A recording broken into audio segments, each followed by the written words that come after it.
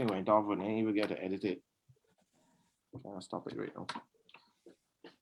All right, people waiting. All right, let me see what's going on here now.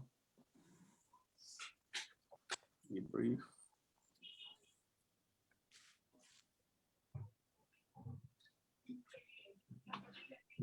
All right, so we are live on the DeBrief TV show. I want to say a special good evening. No, good evening. I was getting mixed up between evening and afternoon. Special good evening to everyone. Thank you for joining us. Tonight promises to be an exciting show, an exciting guest. Thank you. So we wanna, we're gonna have a good time for sure. So one of our so there's 3 guests on the chair today. I was like, it's a beer by me. I thought we had, but you might sit there, see. I come back and get my seat. I thought we had 3 desks and 3 guests on the chair. All right, people.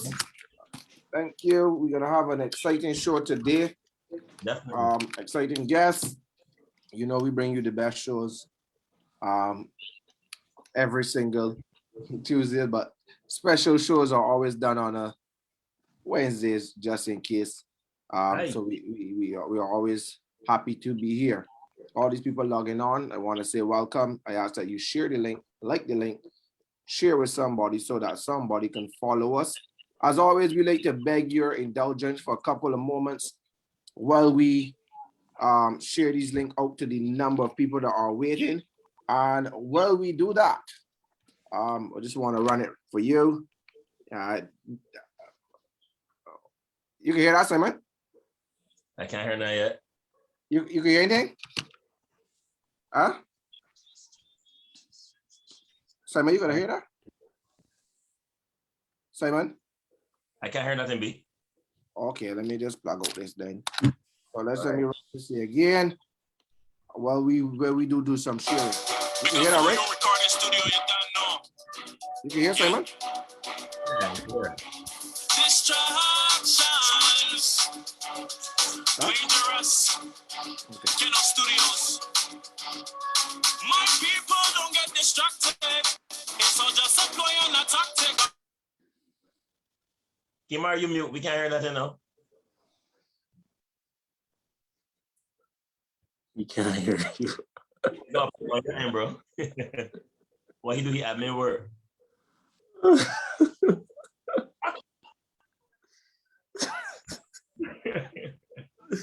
Kimar, you kind of got the song mute. You muted and we can't hear the song. You got to pull up the selector. Y'all can hear that, right? Y'all can hear the music? No. Okay, so well, like I know how to do that one. Let me do this here for another time. Right, man. You just mute your microphone so we can hear a name that was coming through. You could hear it before. We could have heard before, but you mute your microphone. Oh, my humble apologies. Let me run down.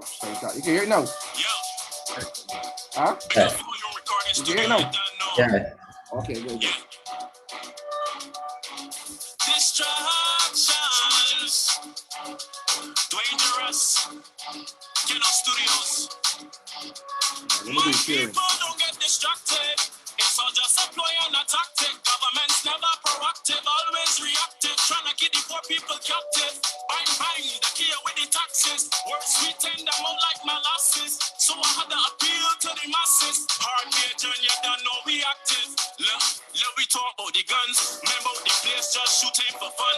Mother was she belly, oh Lord, not my son. Another youth gone, not another one them called from Brassas. Calling I see that. The problem with the crime is the musical tracks. So you having none of that. Let me talk about the fact that people in the port taking kickbacks. Look, government in a disaster. Corruption spread just like cancer. In Barbados, guns not manufactured, not even carbus truck or tractor. But still, guns in a plenty. Passing through all the ports of entry. Look, and in the 21st century, them still think that we elementary. My people don't get distracted. It's all just a ploy and a tactic. Government's never proactive, always reactive, trying to keep the poor people captive. Bang, the key with the taxes. Worse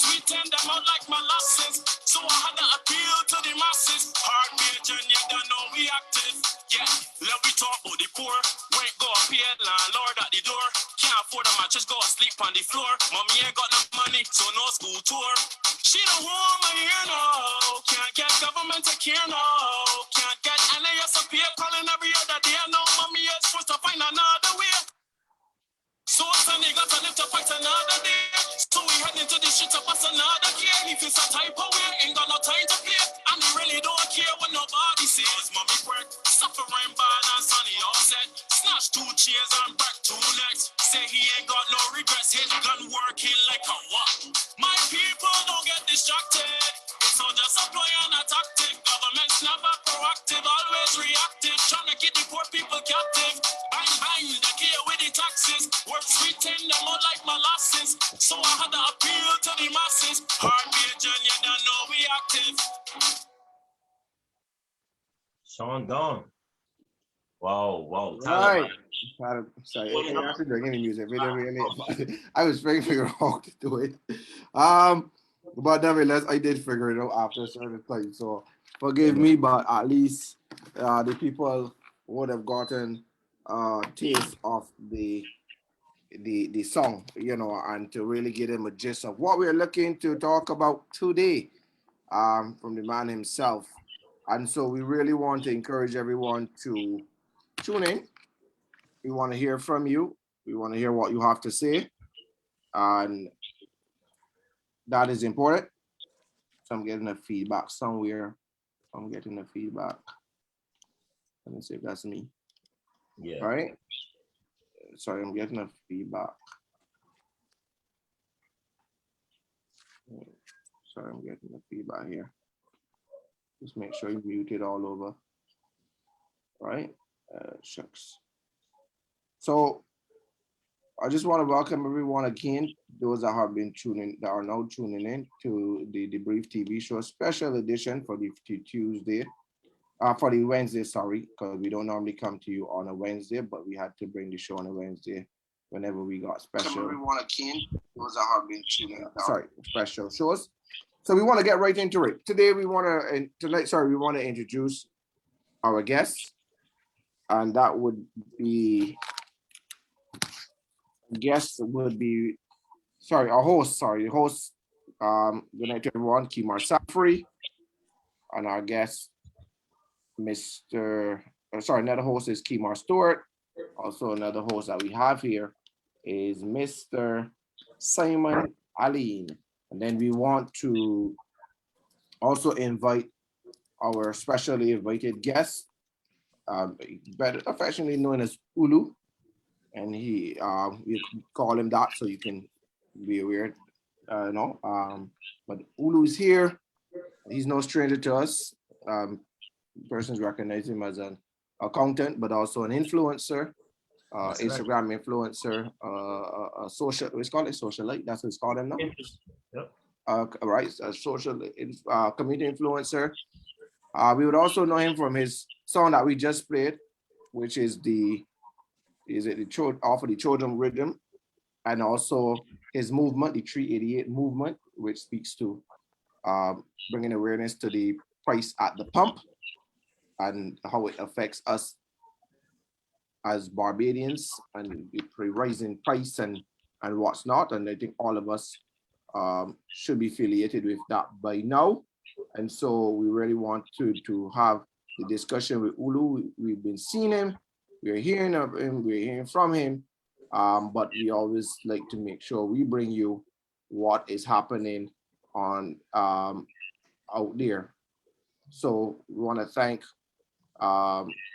Ulu for taking the time out to be here with us on this Wednesday special edition of the DeBrief TV show. Again, those who are tuning in, we're asking you to share the link, like us, follow us on the DeBrief TV show. So whenever we go live, you would know when we go live. I'm just going to admit Jeremy in here. So without further ado, Olu, I want to thank you for taking time out to be here with us. It's always a pleasure to have a young face guest and what's not. Sorry, the good evening to all of those who are coming in. I mean to interrupt. You say it's good to have a young face. We're all young faces, eh? No comment, sir. No comment. No comment, sir. But young face among old face. For my learned friend is that we learned the other. So yeah, it's my learned friend. But without further ado, Mr. Clarke, affectionately known as Olu, welcome to the DeBrief TV show. It's always a pleasure to have persons like yourself that are making impact out there. Sir, over to you. Good night. Hi, good night to everyone. Thank you for inviting me. I hope that tonight is a very interesting discussion and also educational on all fronts. So I do look forward to having conversation with you guys and answering any questions or even accepting any critiques or suggestions as well. So thank you again for having me, and I look forward to a good night. So, first of all, Olu, how do you pronounce your first name? Is Olujimi? How do you pronounce it? Yes, that's correct. Olujimi. Olujimi. And the meaning behind it, it has a meaning, of course. Yeah, it means gift from God, or God gave me this. Wow, wonderful. Yeah. Powerful name, a powerful task that you've been taking on.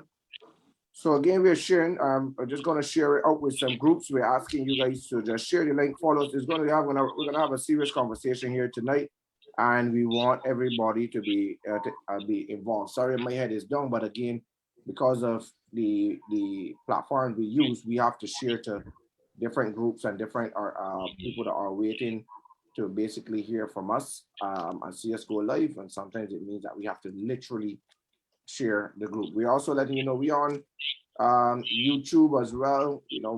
Started our YouTube channel, so feel free whenever you have a chance to check out our YouTube page, so you can watch as much shows as possible, and we'd be happy to share in any way. All right, so all the groups I've shared already. So yeah, so let me start. Olu, we've seen the whole hype around the whole 380 movement. But before we go there, what I think Barbadians would love to know, what started all of this? What started this Olu movement? The videos that you've been putting out on your Instagram page. If you haven't followed Olu page, please follow it as well. Is that Olu? Give us your Instagram handle again. It's just Olu, ITSJUSTOLU. Okay, just Olu. Right. Somebody said they're getting feedback. Is that anybody's getting feedback? Let me turn off my ear. So if you got any other thing in the background, and I only have one thing, so I don't know why I'm not getting any feedback. Just let me look in the background and anything that is going on in my background as well, to make sure that I'm not causing any issues in the background. Clear up. Good. Don't hear you. I can hear you clearly. Okay. Thank you, guys. Thank you very much. People said they can hear us better. There's no more feedback. Thank you very much. We always appreciate those feedback, so to make sure there's no technical difficulties. Okay, Olu, sorry, I was asking you, because people are really interested. You see a guy pop up on the set. You never really hear anything about him. You never see him, and all of a sudden this guy pop out of the blue, talking about these issues that Barbadians are facing. But they just don't know who this man is, and it'll be good to know what started all of this. What started all of this for you? Over to you, sir. Well, for starters, I guess what started it was the fact that one day I went into Massey supermarket, and I didn't necessarily go to shop at Massey because I don't shop at Massey, but I had to get baby formula for my son. While walking out to check out, I saw some masks there, and I said, you know what, let me just pick up a couple of masks because I really need these masks. This was shortly after we were allowed to go back out after the ashfall. So the ashfall was extremely heavy. I didn't have the proper masks. So I saw some N95 masks there, and I said to myself, well, let me just pick up a pack. not going to purchase a set of masks or whatever the case is. So as the cashier, checked out or whatever, I paid for the formula. And then I saw when she rang in the price of the mask, it was like, well, this here don't look right. So nonetheless, I purchased the mask because I needed it at that point in time. Like I said, I didn't go into Massey looking for any mask or anything like that. I was on my way to work. I was just passing through. So I decided to purchase it. But when I really sat down in the car and I studied myself, I was like, well, these people gotta be mad. $30-something for a pack of 5 N95 masks. Mind you, if you look on certain Chinese websites, you can see that these things sell for like less than 2 cents each. And it's not even a case where I know for a fact that they're buying it in bulk because the way that they have it packaged is not coming from the manufacturer like that. So when I sat down in the car and I saw this, I was like extremely flabbergasted. And I just started to get livid, and I turned over to my wife and I started to like just rant basically. And I was like, you believe these people? Like, these people got the audacity to sell people a pack of N95 masks, a pack of 5 for like $30. I was just livid. So that is when I literally just said, you know what? I gotta tell people about this foolishness. And I took to social media. And to my surprise, the video just did numbers. I was on White Collar Crime. I was on TBC News. I was in WhatsApp groups. It just went all over the place. And based on the response, I said to myself, like, you know what? There are a number of injustices in Barbados that we really need to get the word out, and not just come on Instagram and rant all the time, but more so like to educate people to get a better understanding of what is going on. So that's basically how, I guess, my social media quote unquote fame was made. Wow. I remember that video, Kimar. Go ahead, Simon. Yeah. Go ahead, Simon. Yeah, I remember that video quite well. And the thing about it too is that once it is a message that resonates with people, you're going to find that, people are going to throw the support and say, yeah, I agree with him. Yes, this was really happening. And I think that's what happened. And everything that's kind of was on a springboard for you with regards to the issues that you tackle. And clearly, one of the biggest issues here in Barbados is cost of living. And that goes across the whole board. And it is not something that has originated with this government. It's not something that has started, but we've always monitored that the cost of living in Barbados for years now is quite higher than most of the islands in the region. For a number of reasons. Taxes is one thing too, but the fact of the matter is that we are an import-dependent country. We import everything, I think that one of the things too that we could have looked at during COVID, I remember that the Prime Minister and others have visited the Samuel Jackman Prescott Technical Institute, and they had some 3D masks that they were doing and so on to try to assist with COVID, but I didn't hear anything back about that, if they had the resources and so on. So definitely that first video that you did resonated with everyone, because we recognize it would appear that there was some kind of price gouging going on in the country coming out of COVID, especially with the mask and so on. And since then, how do you, since COVID, would you say that, based on your experience or the way you've been seeing in Barbados, that some of the merchants would have used COVID-19 as an opportunity to do price gouging? It's interesting that you said that, because most merchants, most supermarkets usually take advantage of, I guess, crises, as well as, how to put it, because pandemics don't normally happen often, but let's say, for instance, a hurricane was coming. What a lot of people don't notice is that as there is some type of adversity, these supermarkets and merchants take advantage. I could give you a prime example. I would not call the name of the business in Barbados, but a certain large hardware store, before the ash fall, they were selling tarpaulins. I think it was around $99 or something like that. during the time of the ashfall, the time of the ashfall, the price went from $99 to $150 something. And then what some people saw was that after the ashfall whole debacle with the ashfall had subsided, the price went back down to $99. So this is a clear example. And oftentimes these companies like to try to fool the public, basically, and say, you know, high import costs or increasing shipping and all of these different things. But you didn't import these tarpaulins during the time of the ashfall. Right. You already had them.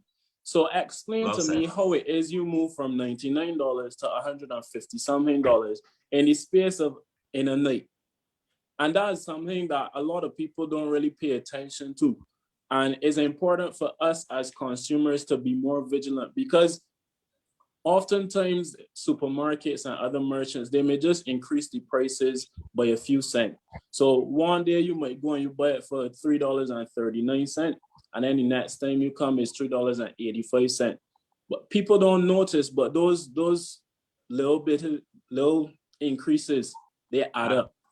They really add up. So I think we as a consumer have a responsibility to ourselves to make sure that we really check our bills and see like what it is that we are paying for, because oftentimes they're very small increases, but these increases definitely do add up. I can agree with that. What I find is that Barbadians, in a sense, and I mean, you can lick me for this if you want, are very timid or very relaxed in the sense. I remember in Jamaica, there was a price hike on a particular item. And when that price hike came about, the Jamaicans would have shut down the country, recall, pardon? Shut down the country, basically. Or shut down the country, basically, right? And I find that in Barbados, we prefer people talk for we. So people get on brass tacks, and out of 280 plus thousand people, we got 5 people calling in on a particular radio show talking about the issue. Here comes now Ulu, you may blame number 6. But I often ask myself if that number is ever enough to make the changes. Because people may want to write on your coattail now, and every time you say something, they want to comment now. Yeah, I'm glad you said so, brother. I'm glad you said so, but you know, they knew that it was a problem. They went to the Massey before you. Some of them by the N95 before you. And, you know, we trust into this particular habit of waiting for people to talk when we could have talked ourselves and we could put down price. Especially remember the issue with the plastic bags. When the plastic bag came about and we recognized that people were going to charge us for plastic bags, people keep noise on the radio shows. Some people say if they had a protest, they will go to, and then up to now we are being charged for bags out the teeth, for bags that just pop out every time you walk. But you got to pray to God you don't put no milk in it or not in a glass, because the bag's so flimsy, it will pop out. But we said that we would have think. But when other people started to talk, we leave people to get the licks and what's not. Well, we think, and I find that as a country, you know, we too passive as it relates to that. That's our history, Kimar. That's the history of Barbados. But we need to rewrite history. Yeah, we probably do. Look at our 10 national heroes. There's a particular national hero by the name of Mr. Clement Payne, not of Bajan origin, but came to Barbados to fight for labor rights. Came to Barbados and spoke on the behalf of workers. And this is somebody that was from outside, the Trinidadian. Clement Payne, one of our national heroes. So it shows that as a people, we look towards that one person that will stand up. The whole Messiah complex. We want somebody to speak on our behalf. And I think that's our nature as a people. That is our nature. Yeah, but the point is, does it really affect? And Olu, you could tell us. I mean, no, obviously we are more prevalent because we're in an age of technology now. So things do happen, and you do get some sort of momentum where you may the persons in authority may be listening to you. Have there been any reaction from the powerhouse you know, or from the, let me use the government or anybody up there in high office as it relates to this movement that you have been doing? Yeah, definitely. Over the weekend, you would have seen the Minister in Finance, Ryan Strachan. He responded. I think that was on Sunday. And yesterday, the Minister of Energy, Kerry Simmons, he also responded. So I believe that the whole movement, in my opinion, was successful because the purpose of it really was to raise awareness and to get people talking. It was never a movement that was supposed to basically change things magically or anything like that. It was supposed to be a constant reminder to people that, look, this is exactly what you're paying per liter. Because the thing is that when you go to the pump and you tell the gas station attendant, well, I want $50 in gas, or fill up my tank, you get a final number at the end. You might complain about the final number because last week you put in 140 and this week you put in 160, but you gotta understand that is that 388 that is adding up that contributes to that. So it was supposed to be a constant reminder to people that this is the exact amount of money that you are spending for every single liter. And really and truly is a very exorbitant price, especially when you compare it to the rest of the Caribbean and even the world, because as I've said before, Barbados has the 13th highest gas price in the entire world. And to me, that is a problem. So if people don't see that as a problem, then I think that other people probably living in a different Barbados to me. Or they probably don't drive as much because, you know, the minister suggested, you know what, don't protest, drive less.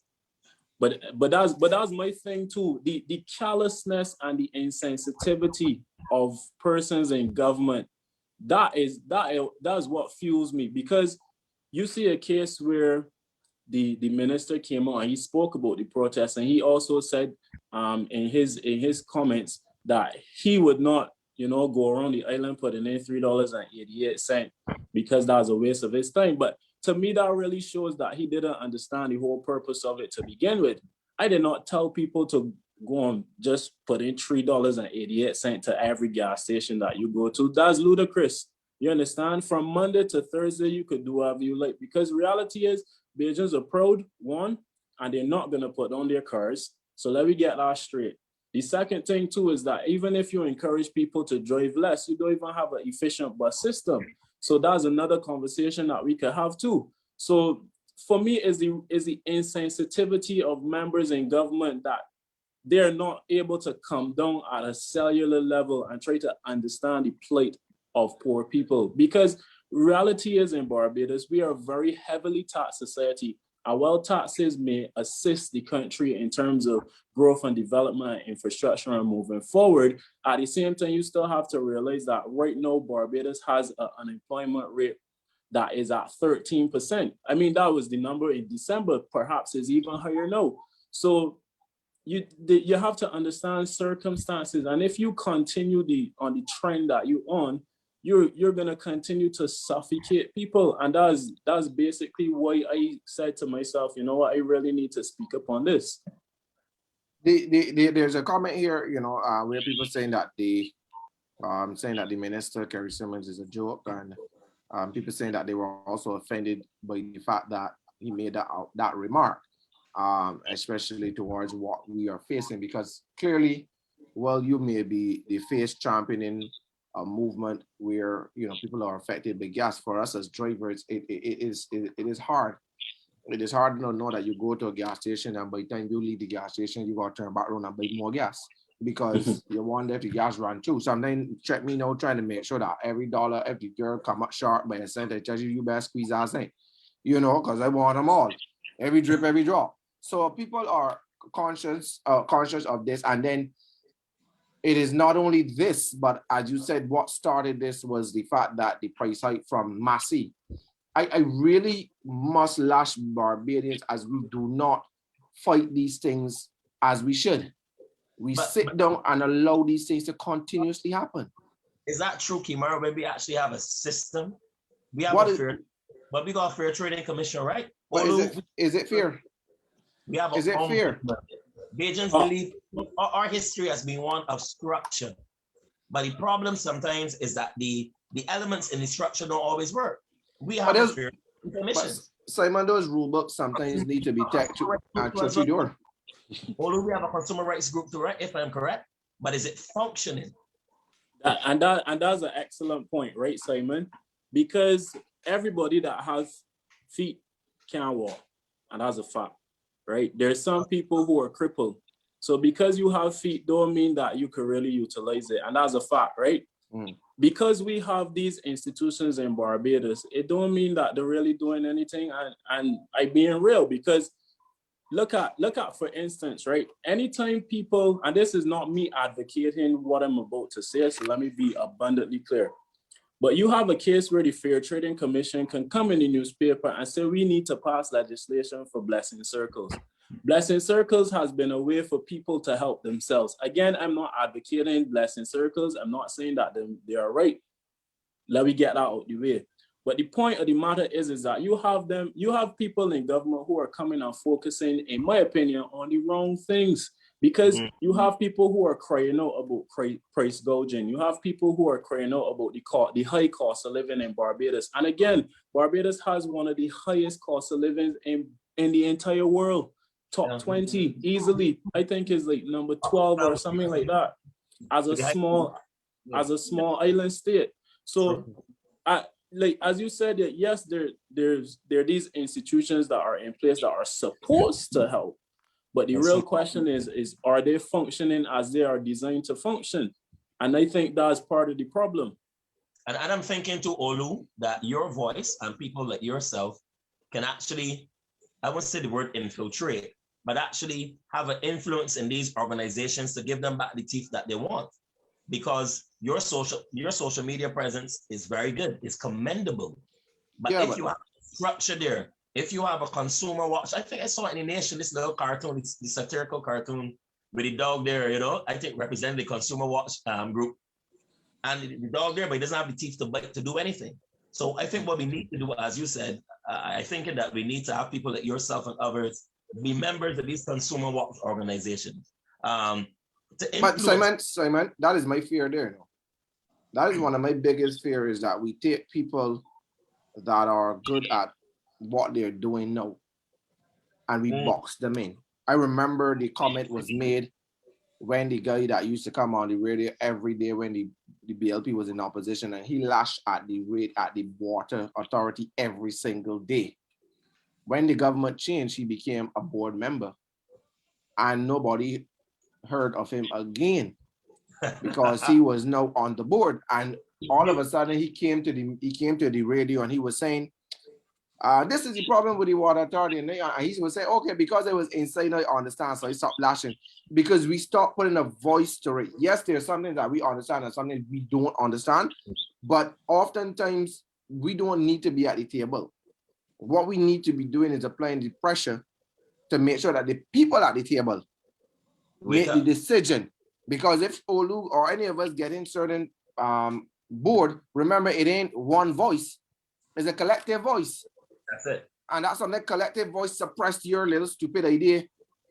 You understand? Because that's all it is. Most of them are technocrats, or most of them believe that it should be done in a way with the book, in a line, in accordance to the act, in accordance to this and in accordance to that. And that is the main problem why little to nothing gets done in this country. So I would prefer to say, I'm just giving my honest opinion, that Olu continue in the way he is, because that seems to be sending more of a signal than being on a board, getting about $100 and some a month to do a shut up. No, you understand?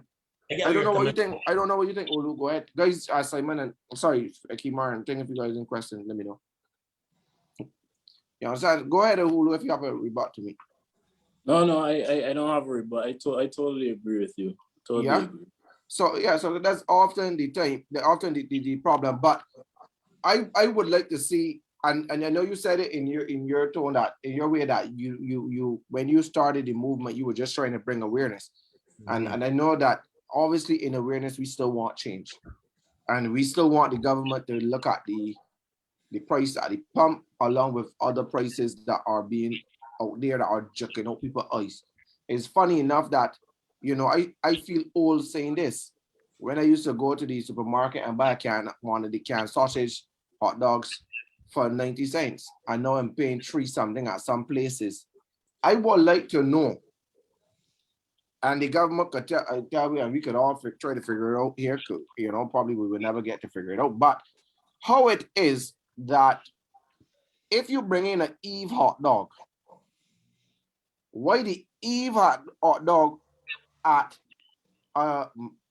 let's say at Massey costs different from that of Popular, from that of Jordan's, and go down. Why is it that one Eve hot dog has so much pricing attached to it based on the, I don't know if it tastes better because you buy it for more money, or it tastes bad because you buy it for less money.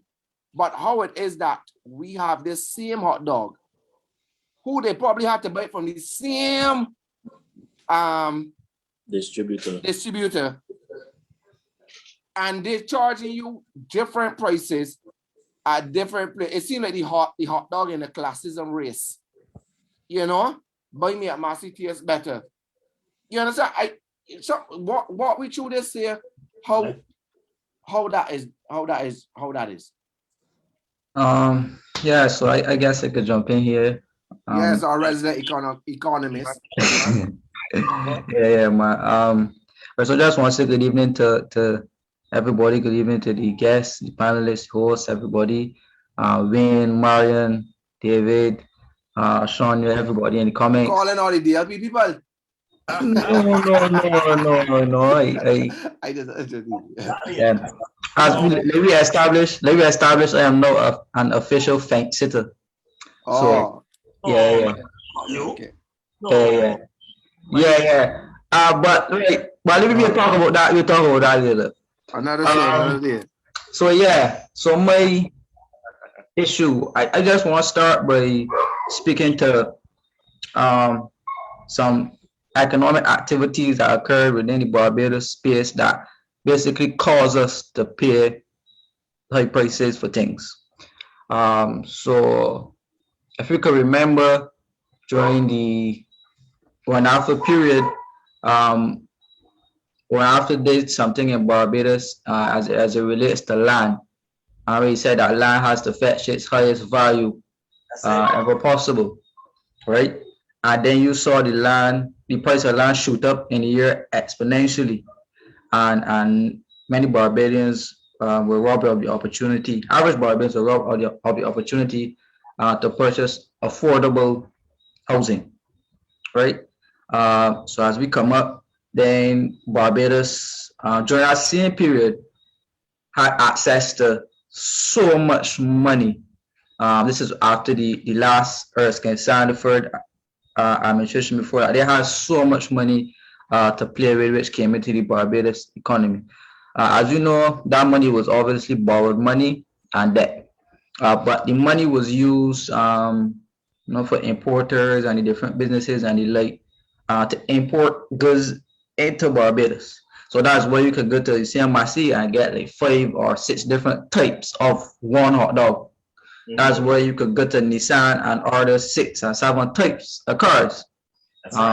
Yeah, so when you're ordering all these variety of things, for an exchange that we have in Barbados, it has to go to buy that. So we developed what we call champagne taste during that period.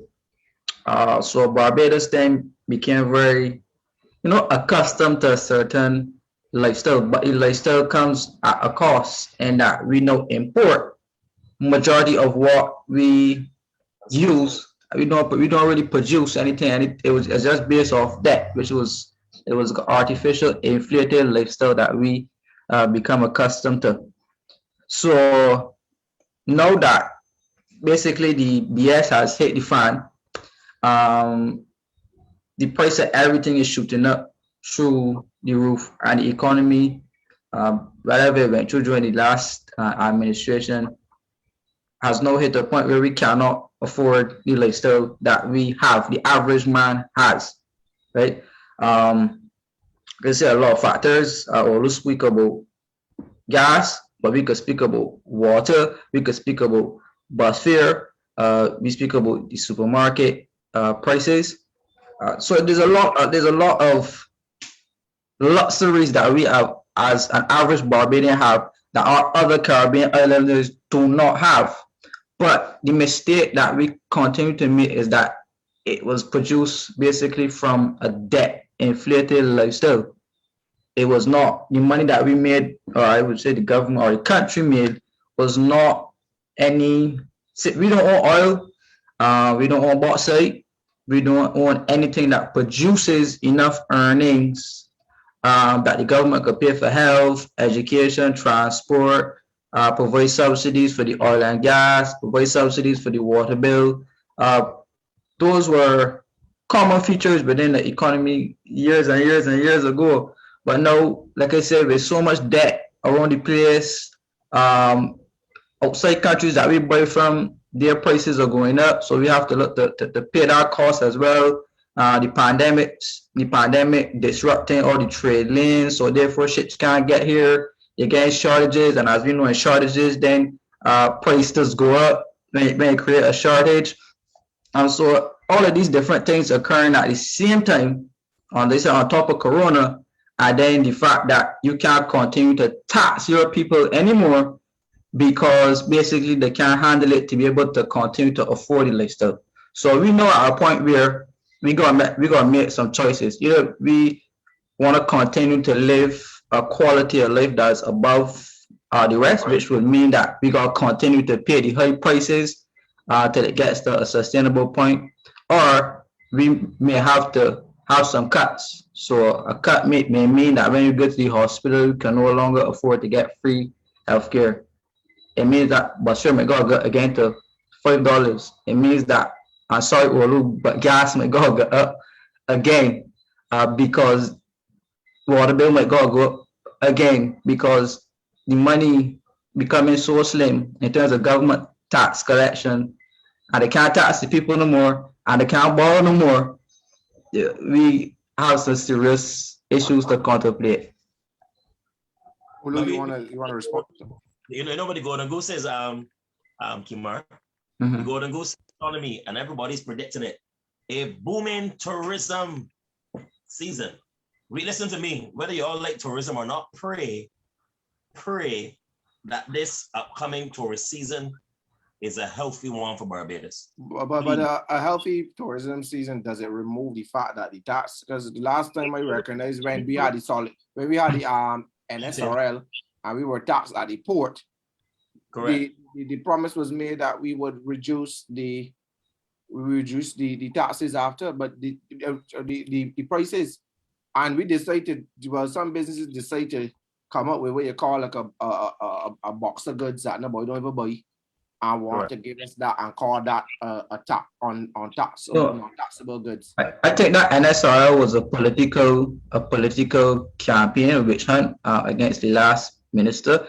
And I can stretch as far as to say this, that the person who was leading that charge, which is now the Prime Minister, I think that she was lobbying on behalf of the merchant class, because the same merchant class get any newspaper on camera and said that the high prices in supermarket ain't got nothing to do with NSRL. All right. Right. So then that led me to think, well, so she was campaigning on the white merchant class. We have to remove a tax that they had to pay upfront at the port and cannot avoid it. What they do to VAT, hold on to the VAT money and then get the VAT money right off. Get the VAT money right off a couple of years down and income tax money. But when it comes to poor people and giving poor people ease, like Olu at the pump, or gave me an ease on the water bill, you still got me paying a water bill right now for sewage that I ain't connected to. So these are the issues that people have problems with, in that the politics now has become so nasty that we don't even know what's good for the economy or not. So let's just say we had the facts provided about the NSRL.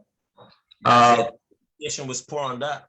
Yeah, Barbadians would have seen where the tax could have been a better tax and more beneficial to both parties, as opposed to value tax. But the situation we're in now is that the tax was removed, we see now that the tax was the better tax because it charged these price gouging people up front and they can't avoid it.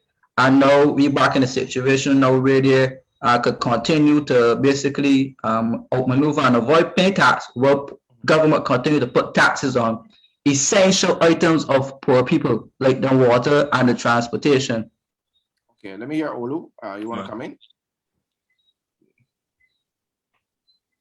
Yeah, so there's a lot of economics behind it. I do agree with some of the things that Kimar Stewart said in terms of getting to a point where you cannot sustain the lifestyle. The truth of the matter is that Barbados is a small open economy. What that means is that we import more than we export, basically. We run a trade deficit. And because we don't produce much at home is why we have to import so much. Now, the thing is that I saw you mention tourism, Simon, and the way that we purchase our goods on the international market is through foreign exchange. You always hear about the foreign exchange reserves. You always hear about, we got X amount of weeks of foreign exchange for X amount of weeks of imports and what's not. Now, it is important for Barbados to find what I like to call more diverse ways to earn foreign exchange. In my opinion, when you look at the sugar industry or when you look at the tourism industry, starting with the sugar industry, the reason why Barbados is no longer viable on the international market where sugar is concerned is because you have countries like Guyana that could produce at a much larger scale, right? Volume. Economies of scale, right? Which basically means that they're producing at such a high volume that they can afford to sell cheap. That's why when you go into the supermarket and you compare Demerara sugar to Beijing Gold, you could get a kg of Demerara sugar for probably like $2-3, whereas Beijing Gold is like $8, the same weight. And that is simply because of the economies of scale and simply because we cannot compete at that level. Because Guyana has a vast amount of land, so they could plant way more sugar cane and produce at a larger scale. The next thing with tourism is that the reason why I personally believe that the tourism industry in Barbados is dead, and this is not to say to abolish tourism, because you can't tell a Bajan that. The problem is that Barbados no longer has a unique tourism experience in that everybody else is selling sand, sea, and sun. And really and truly, when you compare Barbados to other Caribbean countries, let's say Grenada, for instance, right? You have the sand, you have the sea, you have the sun in Barbados. You also have the sand, you have the sun and the sea in Grenada. But the difference between some of these Caribbean islands now is the fact that they have more natural attractions, right? So for instance, in Grenada, you could experience like different waterfalls and different rivers, the rainforest. So the experience for the tourists is different. Now, this is where the governments need to put their heads together and look at ways of diversifying the economy. And I'll give you a perfect example. We saw, I think it was last year, before we purchased the electric buses, we had a local company in Barbados which produced their own electric bus from an old bus that they had recycled, right? Now, the way that I see it is that we need to invest in stuff like this. Because imagine Barbados becoming one of the only Caribbean countries that could produce a bus or even any type of electric vehicle that we can now begin to export. It might not necessarily be to the US or the UK or whatever, those larger markets, but you have other Caribbean islands that you could export to. Now, this is what I mean when I say we need to look at diversifying the economy. Even when you look at the tourism product, there are different types of tourism that you can look at. You have business tourism, you have eco-tourism, you have sports tourism. I remember some years ago when we had the Formula One here and the highway stretch between Simpson Motors and up to Corsu, let's say that was block off and thing, and that brought in a lot of people. I remember back in I think it was 2007 when you had the ICC Cricket World Cup. Like these are different examples of diversing the economy. And until we look at ways to diversify and look at ways to export not only products but talent, because you look at persons like Rihanna, you know, who is a big phenomenon overseas. Why can't we find more of them in Barbados? You know what I mean? Like it's just different ways of thinking and not using that archaic way of thinking like tourism and sugar, and you understand? So we really need to look at diversifying and actually putting money into things that make sense. Although if I may add, Simon, I just want to go back to something Eric Kimar saying in terms of and then go forward to Olu. In terms of we made a comment, Kimar made a comment about this. We've been moved in, we as a country have been moved into this way of living. Let me craft this in a sense that because Barbados is our major attraction is on tourism, and our business is tourism. I find that we as a country have been forced to buy the distributors in the distributor aspect has been forced to buy products that not necessarily that we wanted, you know, but it supports the tourists. And some of those products are pricey, and they have found themselves over into what we call the little man shop. Because now, I could tell you, Kimar don't eat nothing but eat hot dog, and that's a fact. Eat chicken, hot dog, and you know how expensive it is, right? Because I've got an acquired taste for it. But yet, when I travel, I see some sausages that cost like 30 cents for a can that, you know, I tell myself, so why we ain't got this brand here in Barbados? Like, why it got to be that particular brand? Now, if you don't believe me, take a trip at Massey, like Warren's, no, take a trip at Massey Warren's or Massey Hotel, and then go to like Massey Big B, and you will see that you know, it's a very different thing, but you also see some of the same brand. And now I'm actually seeing some smaller supermarkets bringing in their own brand, but you know, because you have the acquired taste for this Barrico or this whatever, people want to go to that brand. So I find that we have been forced to bring brands in the country that not necessarily that we would not have accepted previous brands, but the distributors brought it to a piece to probably the tourists, and we end up having to pay the price for that as well, which could obviously speak to high costs, because that certain brands I've seen here when I go to certain Caribbean country, I don't see. You understand? I really don't see. I see a different variety, a different brand altogether. You know, so I think that has been an issue for us, that we are buying high, and I would love to see if it is that we can't maintain some of these brands. For if the distributor believe that they can bring in cheaper brands, or bring in cheaper brands and give us cheaper price. I just say. I want to make a point to you. In terms of importing all of these respective goods and the like. Say if we import the 4 brand of hot dogs. If we start importing Eve, you can get vexed. You can start to curse and say, well, government ain't bringing any more Eve. So when you start bringing Eve, that cuts out business opportunity for the entrepreneur who has been importing Eve. That can slow down jobs, and it can have its ripple effect if you stop it. The idea or the plan really is to get government and to get the country to basically tame what they import, right? I think oil and gas takes up majority of the foreign exchange that we spend, right? The problem with that is that I believe that the same person who helps to import the gas, I think during the last government, they did something we call hedging oil contracts. So, for example, when the price of oil was at, say, like it dropped towards like $60, or so just a rough number. So if it dropped to $60, What the government did was to say, hey, well, we don't know when the price of oil can drop below $60. This is an all-time low.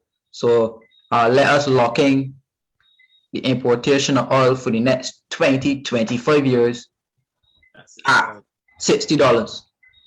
But what happened is that the price of oil dropped drastically on the market, and it went way below that $60. And then the government was left scrambling, and that they had to honor the contract. So therefore, the economy, we were not able to afford or benefit from the drop in oil. That has been a common practice through many countries, but as we could see from the dangers of that. But just speed past that quickly. The same person who helped import the oil, the same person who got involved in terms of the storage and the like. Then the same person turn around and selling you the gas. Then the same person turn around and selling you the car. So my thing is we need to look at the structure of the oil and gas industry. We need to look at the competitors in the oil and gas industry. We need to look and see if there's collusion between the two large importers of gas. So we need to see also if there's corruption in government as it relates to the tariff structure and the import structure, and keeping that structure in place. If we don't have persons maybe getting kickbacks or the like, not to make these respective changes. But to be fair, though, Kimar, this administration would have been the one to save that when the last company was trying to buy out the oil company and also ship the oil to Barbados, and Barbados, the government, and I know that the other company wanted also to have a piece of the pie in terms of that. I saw the monopoly. So you have to thank this government for stopping what the previous administration would have caused as a monopoly. I didn't want to say thanking the government. However, the alternative was not sold. It was not sold, and I agree that you should not be selling your own oil terminal to nobody, to no one entrepreneur. Come in there, Olu. But thank the government, because they did save the ignorance of $100 million of one-off thing by to save a couple US dollars. Go ahead, Olu. Yeah, just to answer Safri first, right? Because both you guys are Kimar.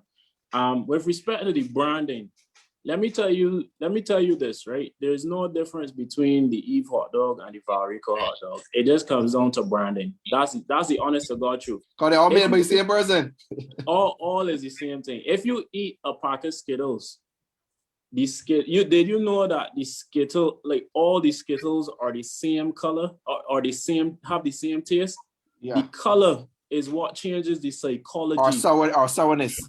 To make you believe that the red one tastes like cherry or the green one tastes like whatever is the psychology, right?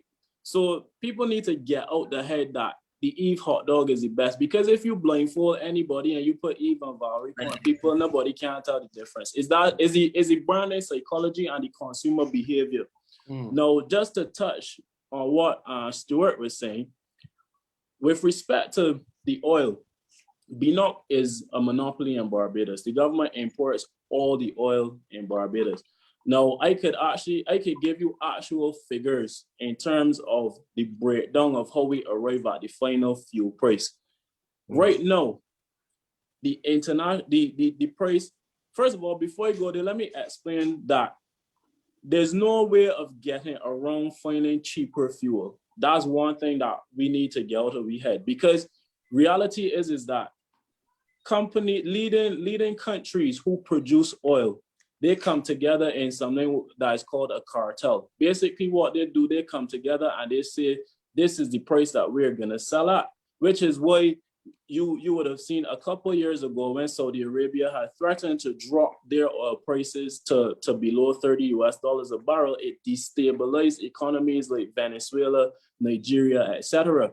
Now, there's no real way of getting around the price. Basically, across the globe, the price is going to remain not fixed, but there's not going to be a huge difference between it as a result of these cartels.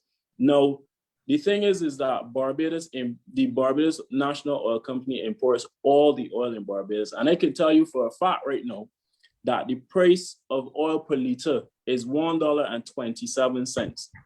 The thing is that these marketers, or what we know as the Sols and the Rubis, they add on a price, right? So what they do, they purchase the oil from the Barbados National Oil Company.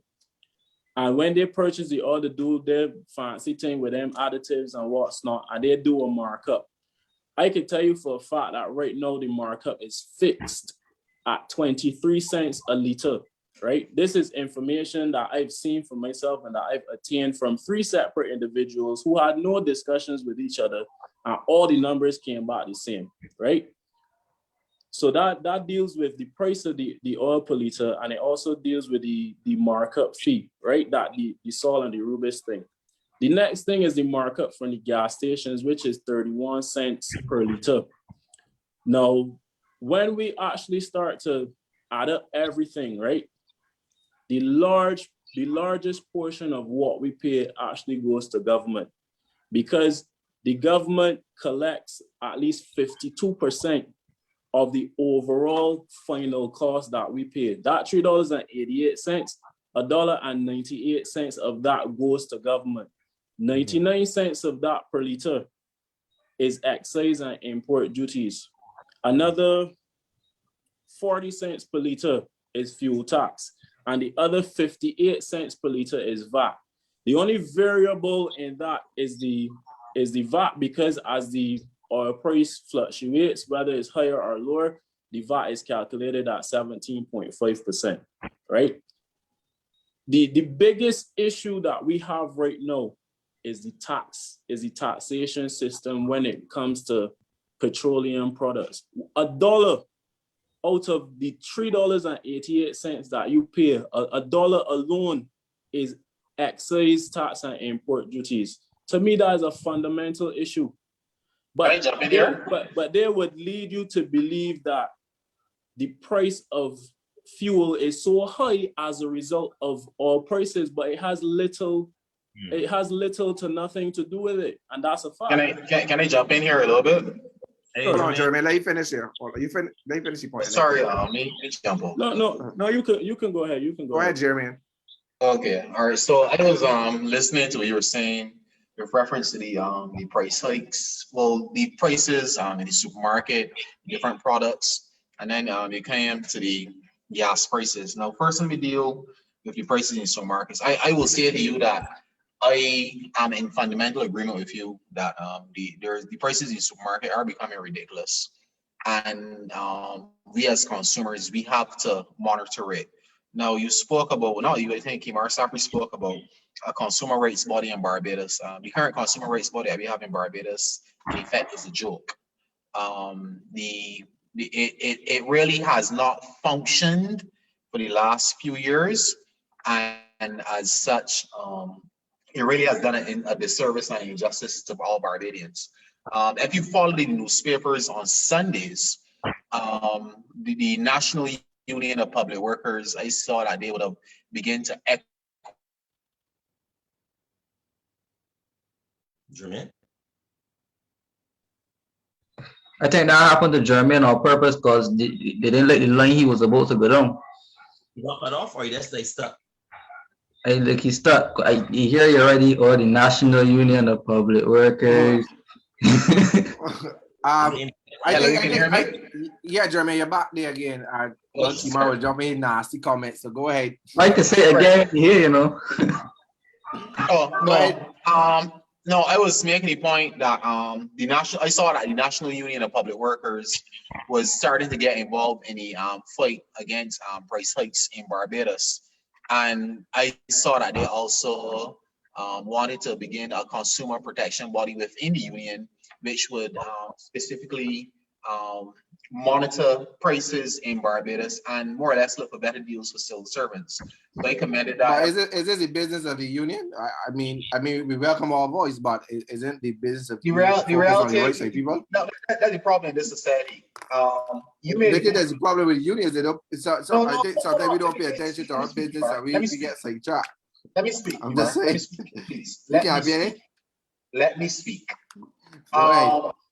The reality is we keep on boxing ourselves as people into corners and saying this ain't the business of this body and this ain't business of that body. Hey, ask a It question. is the business of every Barbadian whenever prices are affecting their pockets. And if the unions want to come on board in the fight to assist common Barbadians in this struggle, because let us remember, capital is consolidating in their efforts to make the most profit that they can make. And if they're going to consolidate, then Barbadians in mass, simple Barbadians, we gotta do what we gotta do. But coming to the fight regarding the fuel. Now, Olu, I understand what you're saying, right? And you know, just like any other motorists, I feel the prices at the pump. But the challenge is when you look at, and you mentioned it earlier, Barbados has very low productive industries. Our tourism sector really and truly is dead right now. And prior to it being dead right now, it was on a deathbed for the last 20 years as far as I was concerned. And when you look at the economic model which the government, successive governments in Barbados have practiced, we as Barbadians, we want to go in the supermarket and see goods. We want to go to the hospital and be able to get all the services that are provided. To the effect that if on well driven on the road that you break down because you get a heart attack and you need to get a triple bypass surgery, you want to be assured that if you go to the Queen Elizabeth Hospital, that you can get that surgery. If you have children, you want that boy or girl child to be able to go from nursery school straight up to University West Indies, up to a master's or doctorate free of charge. You want to be able to go to polyclinics. You want to drive on proper roads. You want to see garbage trucks coming out and bringing garbage on a daily basis. You want water in Barbados at reduced rates when you know that the water costs more than we are actually paying for it now, even with the solid these taxes added on to the water bill. We want to have a police force which is functioning, a military. No, I'm just making the point that, and we also want to continue employing 33,000 civil servants, right? I don't think we want it. I don't think you should go there with that one. I don't think we want it. Don't say that part. Hold on, let me speak. In the midst of the global pandemic, we recognize that these things are actually essential, and especially our healthcare services, that it was a godsend that we actually had that during this pandemic, because that healthcare provision in Barbados helped us when larger countries like America and England and Sweden and those countries could not help themselves. Now, what I will say regarding the gas taxes is this. The current Barbados Labour Party government would have been the government in opposition, which protested these high gas prices and made an issue of them. It is sad that we are in government and the prices are still high. But what I know about Prime Minister Motley and the cabinet which is in power now, unlike the last cabinet, which was hard and fast on doing nothing and listening to nothing that was coming out of the emanating from the Barbadian public, this government is a government of consensus. And I can tell you without a doubt that this government is listening to you, and without a doubt, they will make whatever efforts is necessary to reduce the taxes. But I want to add this before I conclude.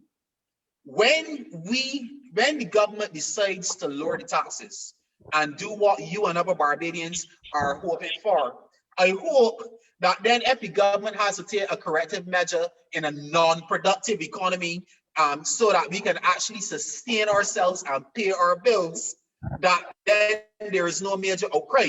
That is all I will say. Yeah. Jeremy, I wanna, sorry Olu, I didn't mean to think, but I really want to get in here, right? There's gonna be a Jeremy, thank you for officially announcing that you've been heard by the government, because that sounds like a governmental introduction and speech. Come on, Kimar, you know the man's a party supporter. We can say that, right? When they say that is because, one, you see the NUPW right now, joke. I don't see them, nor the BWU, that although the heads in them, right now you got one as an MP, and you got one right now that probably looking to be an MP or a senator. Now, Kimar, I got to debunk that because Hold on. Let me finish. Let me finish my point. I didn't cut you off. Let me finish my point. Right. You got one that is an MP, and then you got another one that looking to be an MP or a senator or ambassador, whatever. Right. And right, I didn't say you and say what's going on, but all right. Next thing, the government, right, that you know say that campaign against the fuel tax came up and said, well, hey, we can remove your road tax, right? Or we can remove road tax and you don't go pay this lump sum and you just go pay at the pump and all of that, the whole semantics, right? And then turn around and cause the price of fuel to increase exponentially on people. Now, does that really sound like a government, Jermaine, that is really going to lower prices when they had the opportunity to lower the prices in the first place and turn around and put a tax on people that increase it by that much? But to be fair, hold on. Let me respond to Kimar. Hold on, Jermaine. To be fair to that, though, Kimar, I could agree. Don't let me add the two by saying because the government decided to remove the road tax and then charge it at the pump, and then say the government skyrocket the gas, because that's not what the government did. What the government did was, in fairness to all of us who go and pay on a yearly basis our road tax, and by removing that from the people that are always going to the government and refusing to pay. I know a man at one time told me he didn't pay no sort of road tax for 12 years and been driving on the road in Barbados. So by removing it from there and adding it to the pump, it just means everybody now has to contribute to some aspect, and therefore when you add the tax now, it seemingly look high. But no, I can't agree with that. I can't agree. Hold on. Fuel price do fluctuate up and down. Yes, I have a problem with some aspect, and I agree with Olu when he was saying there's certain part of it that we need to relook. But I do not disagree with the government taking off the road tax off of these clowns that ain't but here paying the road tax and putting it at the pump. Now, Kimar Stewart, hold on a second. Jermaine, and then I will get it, Olu. Kimar Stewart, I will say this to you, right? If you did a survey tomorrow, 90% of Barbadians would tell you that they are in favor of the way how the road tax is being applied now versus how it was previously. Let me ask Olu that. Hold on, Jermaine. Hold on, don't move. Olu, give me a report to that. Let me see if this survey can come out, because you know he's doing some donkey surveys about here. Let me see how that can do. Go ahead, Olu. I honestly would like you to do the survey because I'm real confused. I did do the survey. Which one you prefer, Olu? Let me just touch on a couple of things, right? Right. I am not necessarily in disagreement with the fuel tax. To me, the structure of the fuel tax is a very good idea, in that you had, as Kimar said, many people who were driving on the road and simply not paying road tax. Okay. The next thing is that also I believe the fuel tax also allows you to be able to pay your portion in a sense, because you might have somebody who's on the road 7 days a week versus somebody who is like a senior citizen and only going out like once or twice a week. So you pay according to your usage. My problem, no, don't get too excited. My problem with that is this. The money that has been collected in fuel tax, the whole concept of it was basically designed so that we could get the money to fix our roads and all these different things. From my understanding, the money that is collected from fuel tax goes into the overall consolidated fund and does not go into a specific road fund. I have a problem with that. No, the next thing, let me finish. The next thing that I would like to deal with is the fact that you have companies, right? Sorry, Olu, I didn't read across you. Simon, just moderate. I just have to come off a second. All right, no problem. I got my big stick here. Cool. The next thing to deal with is that the fact that you have companies who are on the road every single day, right? And a tax like fuel tax, while it may be fair according to your usage of the road, it is still unfair in a sense, because you have cases where say for instance, a man who is running a delivery company, right? That fuel tax directly impacts him. He's contributing to the economy of Barbados, and that's basically squeezing him. I can give you an example, right? This particular guy that I spoke with, he has a trucking company. He's on the road every single day, right? His diesel bill every month is $19,000, right? Well, this 10 cents increase in the fuel the fuel that we pay is only 10 cents. I could tell you for a fact that his diesel bill has increased by $2,500, and that is not a little bit of money. So he is now paying about $21,000, $22,000 in diesel every single month. Now we need to understand the trickle-down effect, right? When he is affected by that, he has to pass that on to the people that he's supplying the service to. Then the people who he's supplying the service to then have to pass that on to the consumer because they are a manufacturing company. And all of these is different things that we need to consider. Now, another thing, hold on, let me finish. Hold on, Jeremy, let me finish. Hold on. I responded to what you said. You made mention to the fact that we need healthcare, we need education, we want a police force, all of these different things. Fine and good, right? Fine and good. I'm in total agreement with that. However, you need to come to a point of understanding. And when I say you, I don't mean you in particular, but I mean the government as well as Barbadians. You need to come to a level of understanding that, look, there comes a point, right, that while you may want to continue to hold your taxation system constant, there comes a time where you need to realize that people just can't afford it. And that is what contributes to economies going into a recession. A recession is basically when people spending less money.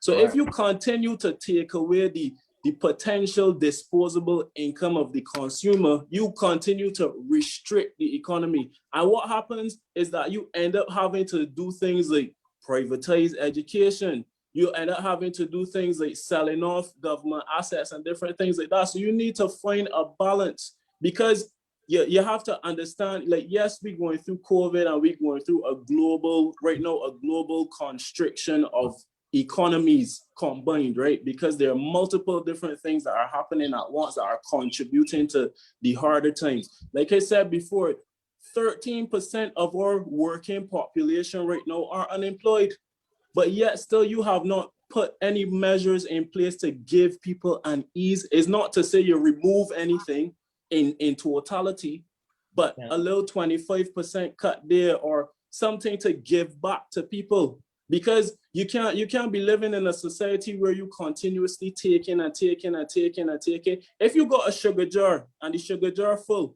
and you take out a tablespoon and you put it there, take out another tablespoon, eventually the container becomes empty. So when the container empty, you can continue scooping out where nothing more to scoop out.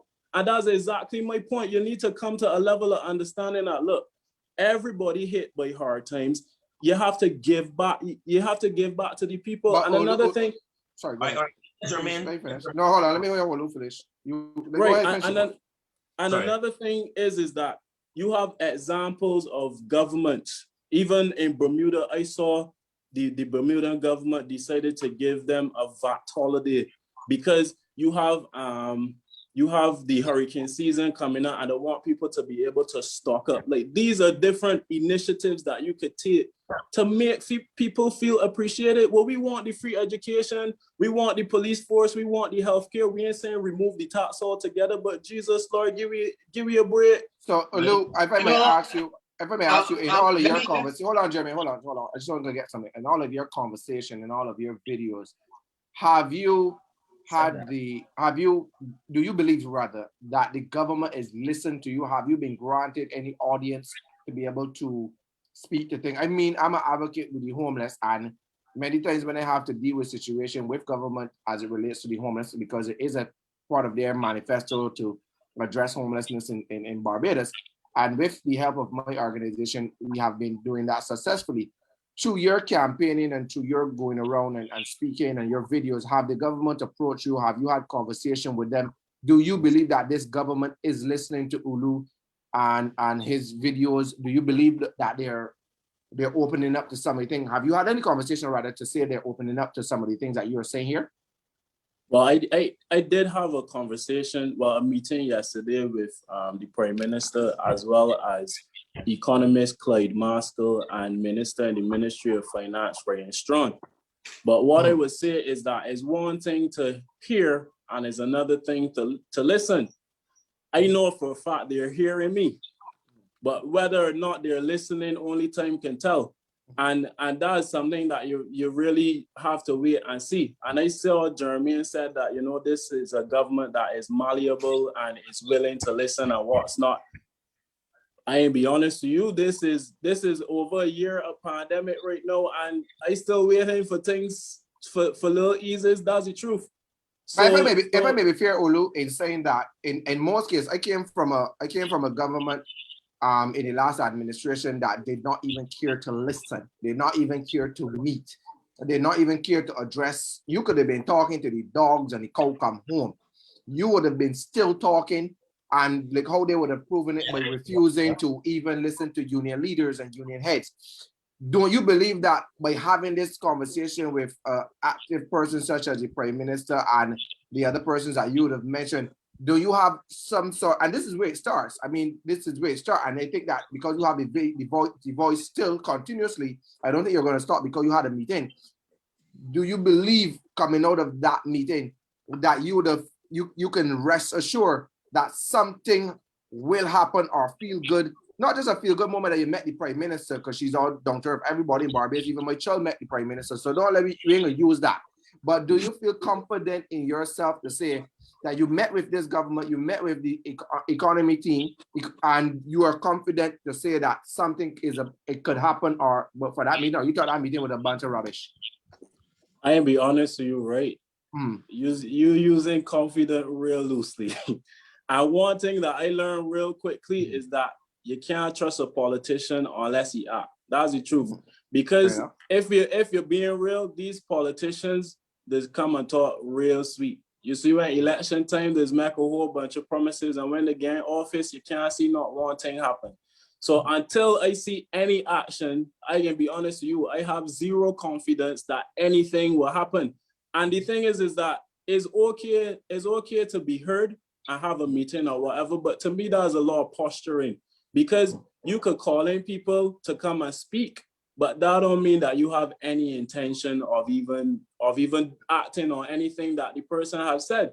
You see cases where government open this and that email address, sending your suggestions, but people send millions and millions of email and you can't see not one thing being taken into consideration. So that's another thing, that you got committees in place for people to come and give suggestions, but the committees don't function. You got avenues for people to come and put forward suggestions, but nothing don't happen. So because I had a meeting with the Prime Minister and she told me that she can look at this, or the economist Clyde Maskell said that we looking at this, until I see that something actually happened, nothing ain't happened. So it means nothing to me. If I may be fair, the fact that you had a meeting with them that was not even publicized, that is good. Is that you didn't look at it as pop and pageantry, but they gave you an audience as somebody who know numbers.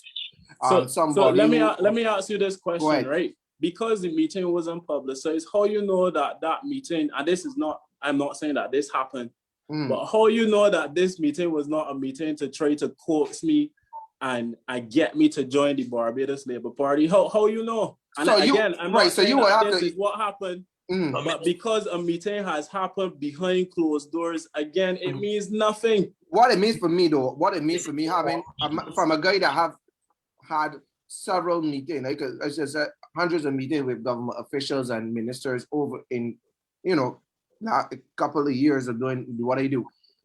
You can tell easily because you are in front of them where you see they stand, rather than just responding to you via media or whatever. You see where they stand. You hold them accountable, and you know for sure that they take the time out to speak with you, to see where you're going, to see where your heart and where your passion is.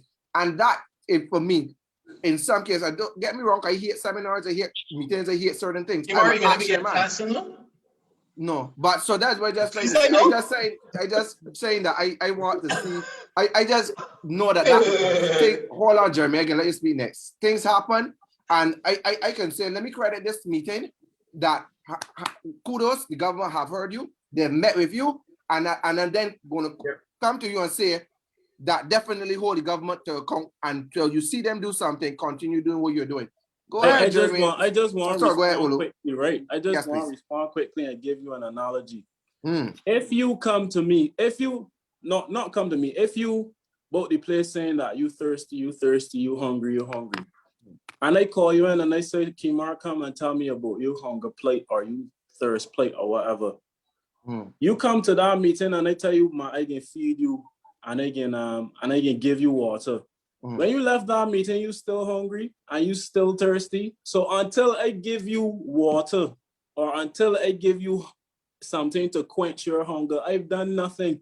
And that is the position that I take on this, because at the end of the day, the way I see it is that actions speak louder than words. And what I learned real fast in life is that you can't trust everybody that's smiling in your face. Fair enough, but Olu, one of the things that we could both end on this and agree on is that even though you go into a meeting with government and they say that they're looking at this, we also want a government that is responsible, that when they do act or when they do give the ease, because remember, they have to look at a way of balancing the books, as you would call it, as an accountant. But when they do act, you want them to act responsible. So let's say that, well, I would go into the meeting and say, well, I would love to see this happen in a 2-week, 3-week thing.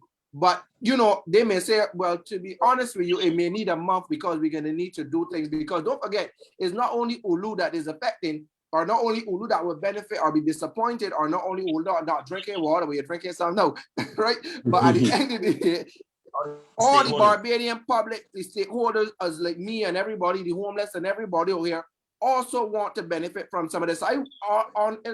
Honestly, coming out of this meeting, I would also like to see that whatever is done, it is done on a responsible level and that it benefits all, and that we can say, well done, thank you for lobbying Ulu. You have made it good for all Barbadians now to have this or that. So that is why I said it's always good to start at those good meetings, because I would have been disappointed though if Ulu was continuing in Barbados to promote and to have a movement and nothing, or be disrespected and nobody listening to hear or talking to you. And I know how it feel like coming out of the last administration for 10 years and nobody listening to Kimar Jaffe about homelessness in this country. So I'm glad you got your meeting. Hold them accountable, as I said.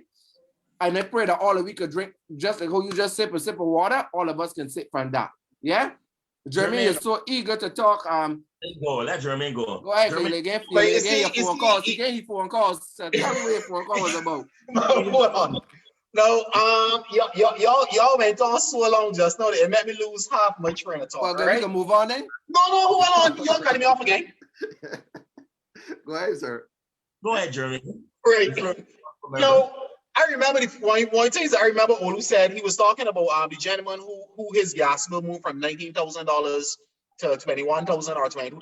Well, $21,900, you said, right? Now, what strikes me about that gentleman, you said that he has a delivery service and he uses the road every day. So by virtue of common understanding, he uses the road more than me, Simon Ali. Well, I'm not sure Simon, because he's got a lot of people houses at nights, and I don't want to talk about business, Simon. What you play? I don't want to talk about business, Simon. No, you can't have a sense, Simon. You can't have a sense. I know you canvassing for, but right. Yeah. So the gentleman is on the road more, or the gentleman's trucks or vehicles are on the road more than a regular person in Barbados.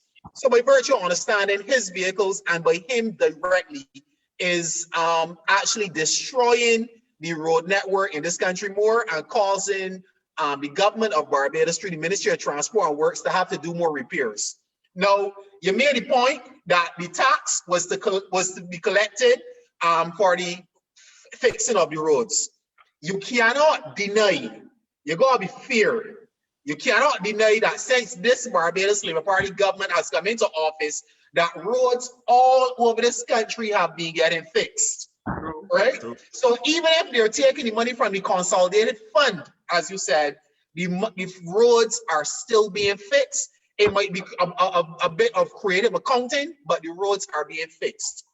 Now, you spoke about your meeting with the Prime Minister and the Government Chief Economic Advisor and the Minister in the Ministry of Finance. And I say that is good because that shows engagement. That shows that a government is on the ball. It is listening. It understands when citizens have concerns. And in understanding those concerns, the government is prepared to engage you and every other Barbadian. Now, I want to remind you, and I want to remind the public of Barbados this. This government was on the ball when it was in opposition. I was forcing the last government through the last decade to actually do things to benefit Barbadians. And whilst we may be going through a little bit of hard times, now we have to understand that we are going through a global pandemic, which is destroying the economies, not only in Barbados, but all through the Caribbean and across the developed world. And, you know, I want you to know that the high prices affect me just like they affect you and everybody else in this country. But this is a government that looks out for those at the bottom, those at the top, and those in the middle. This is a government that looks for initiatives and opportunities to fix problems. So, you know, I understand all that you're saying, and I agree that something has to be done about prices in this country. And I can tell you without a doubt that the government through the various departments, albeit the Department of Commerce, I remember at one point the government came in and said they were talking about a prices and incomes protocol. The government went to the level of the social partnership and is trying to address. Actually, there's a meeting scheduled that's coming up very soon where the social partnership will be discussing these same price issues that we are having now, because it's now starting. But I want you to understand, and I want the people of Barbados to understand that the government gets it. The government is listening. The government is seeking to fix the problem. Now, the government will not be perfect, but the government will try its best. The government has a team of consultants, they got ministers, and they got a prime minister who actually cares. I can interject here because this starting to become political. This starting to become a political speech and tribe, and nobody's interested in hearing you. Yeah, Kimar, you may need to come in because the DLP people are here begging for Jermaine to please. I respond to Jermaine though. Let Julu respond first, Kimar, and then come in. Go ahead. Somebody asked if Jermaine hoping for a consultancy. Jermaine, right? I think that is almost abundantly clear which color shirt you wear. Of course. No, and that's the problem that I have with Barbadians, right?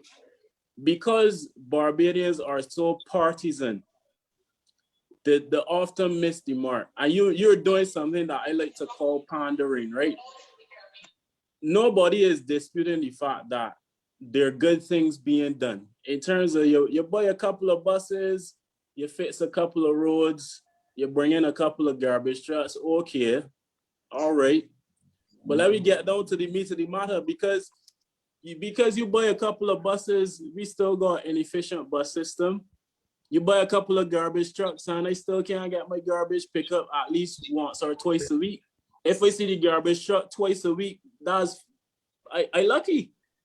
Because you buy 28 water tankers, you think that somebody won't be going out to a water tanker, catching water in a bucket to bring inside their house. No, let me deal with the meat of the matter. People want to be able to open the tap and be able to get running water. So what are we doing in terms of the infrastructure in terms of improving the efficiency and the effectiveness of public services? Like, to me, all of that is pandering. And we need to do after Sunday, the Minister of Water Resources said that the 28 tanks coming. Hold on. Let me speak. I listen to you. Let me be fair. Okay? Now, my problem is that you cannot be so blinded by party, and this is where we need to move away from. I'm not saying that you are wrong for being partisan. I'm not saying that you don't have a right to be partisan, but we need to start to move away from being partisan and actually looking at what's fair and actually looking at what's right. We need to get away from this whole concept of I just go with the Barbados Labour Party. I can tell you for a fact, the only reason that the Barbados Labour Party won the last election is because the die-hard quote-unquote Democratic Labour Party people refuse to vote, because a lot of people refuse to vote, and that is a fact. You know, and you know why people refuse to vote? Because they're fed up of the constant cycle of the same nastiness, the same foolishness, and that is why it has put all governments in one bucket. I don't think that no government better than the other government, because at the end of the day, when a government come into power, look at last week, when the Auditor General report come out, and again, I admit that yes, it encompassed years from 2007 and come forward all the way to 2020. Let's not forget that.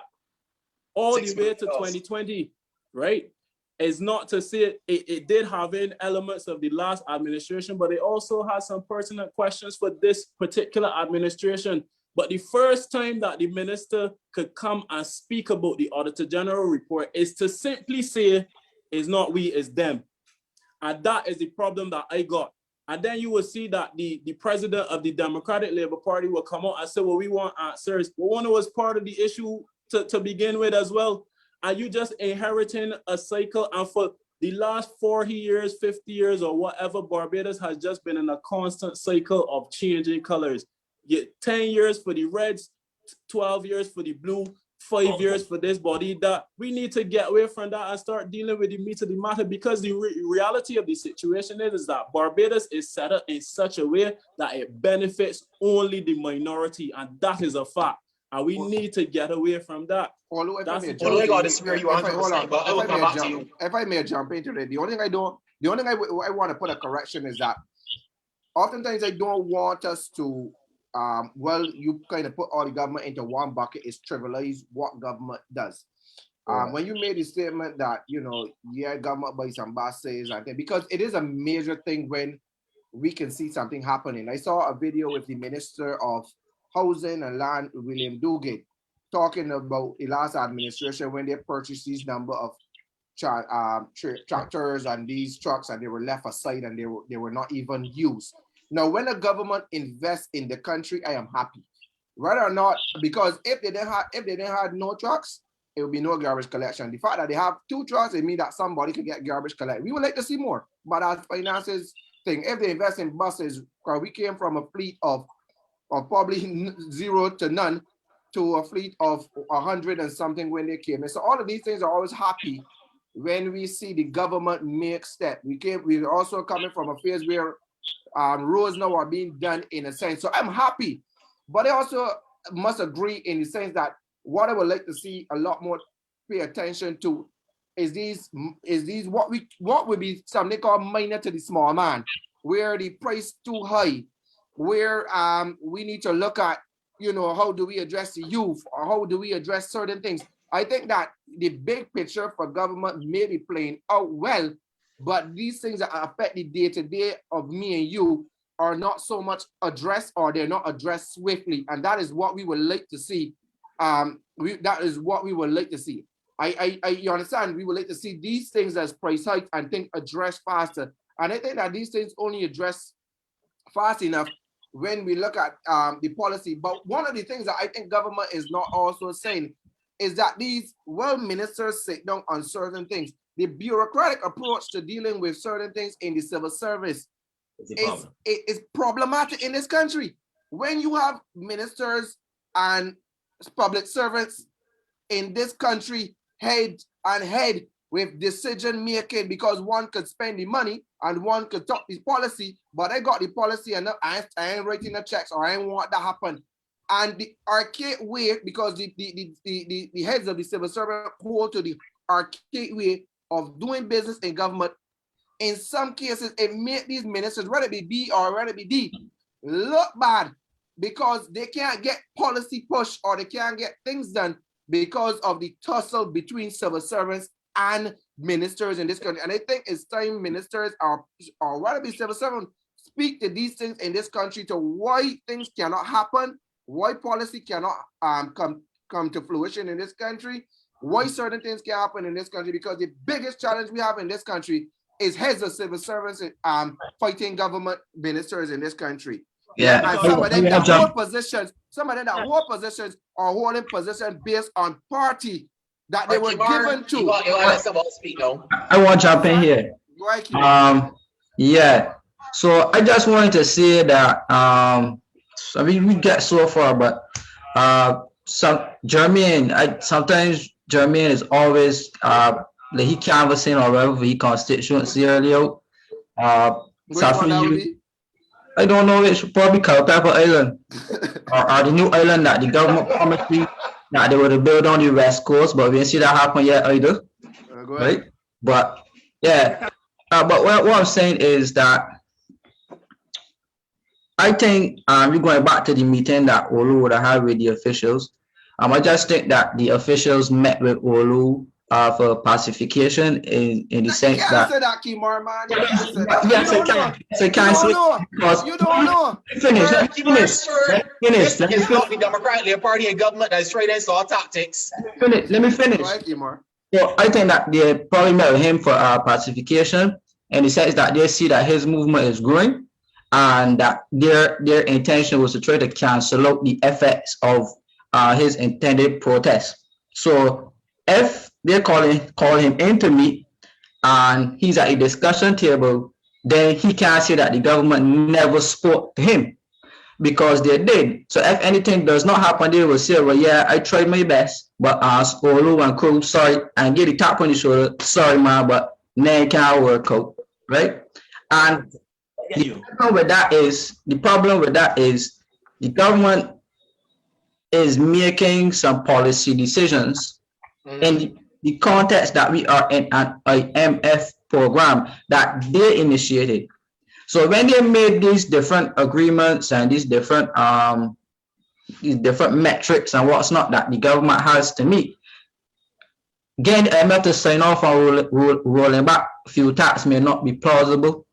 Again, the IMF to sign off on the respective benefits that the people may want may not be plausible. And if program, Kibar.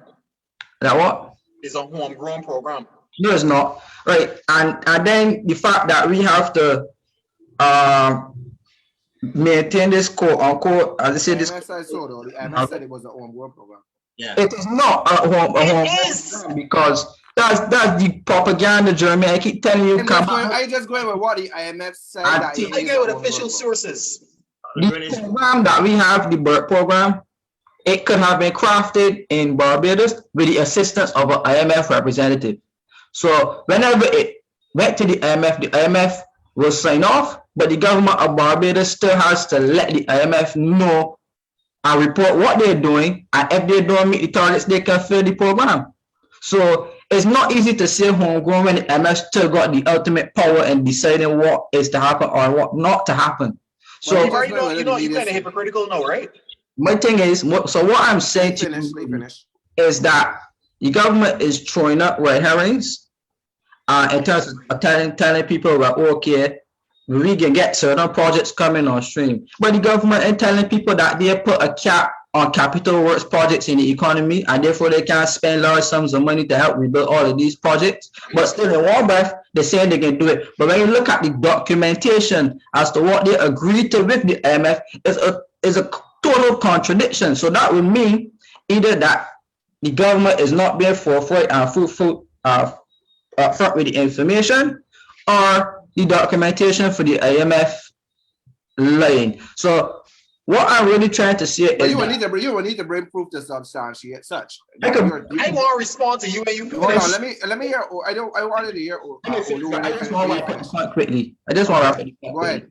So my point is, you've had a number of persons speaking out about taxes, speaking about getting the ease. Even when it came to the old lady Janice with the pension, the government knew about the sustainability of the pension. They still went and increased some of the pension rates. They seek to try to cut people pension payments that they were getting like $24 and $23. And if not for pressure from Janice walking about with the sign in town, that would have went on and many people would have still been affected. But you have a contradiction in what you're saying in terms of when you early. I just want to go back to that. I can let you finish. I can finish. Right. Janice protested and she got back her money that the government cut. I could bet you right now that the government cannot cut that fuel tax simply due to the fact that they have commitments to meet in that IMF program, and that I telling all y'all, and you could say that I am hypocritical. That meeting that they had with Olu is a means and a tactic to try to subdue him and not let him get the respect due from the people and in terms of pushing this move. Nah, hold on. Again, let you respond. It is far-fetched to say that is what the case is, because in one breath you're saying here, when Janice would have protested for her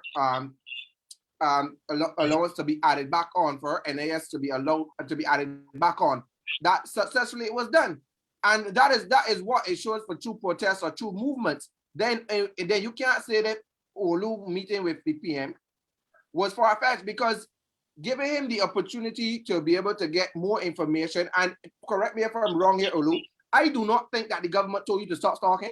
Did they tell you to stop talking? You know they didn't, Olu. Yeah, you know they didn't. No, you can come in, Olu, and let me know what I don't think they.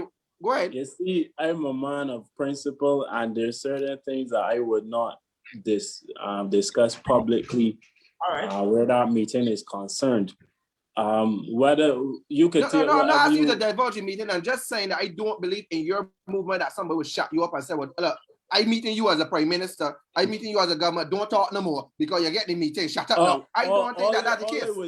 All I would say, right, is that for persons who were not in that meeting, you all got some very strong opinions on what we want to think happened.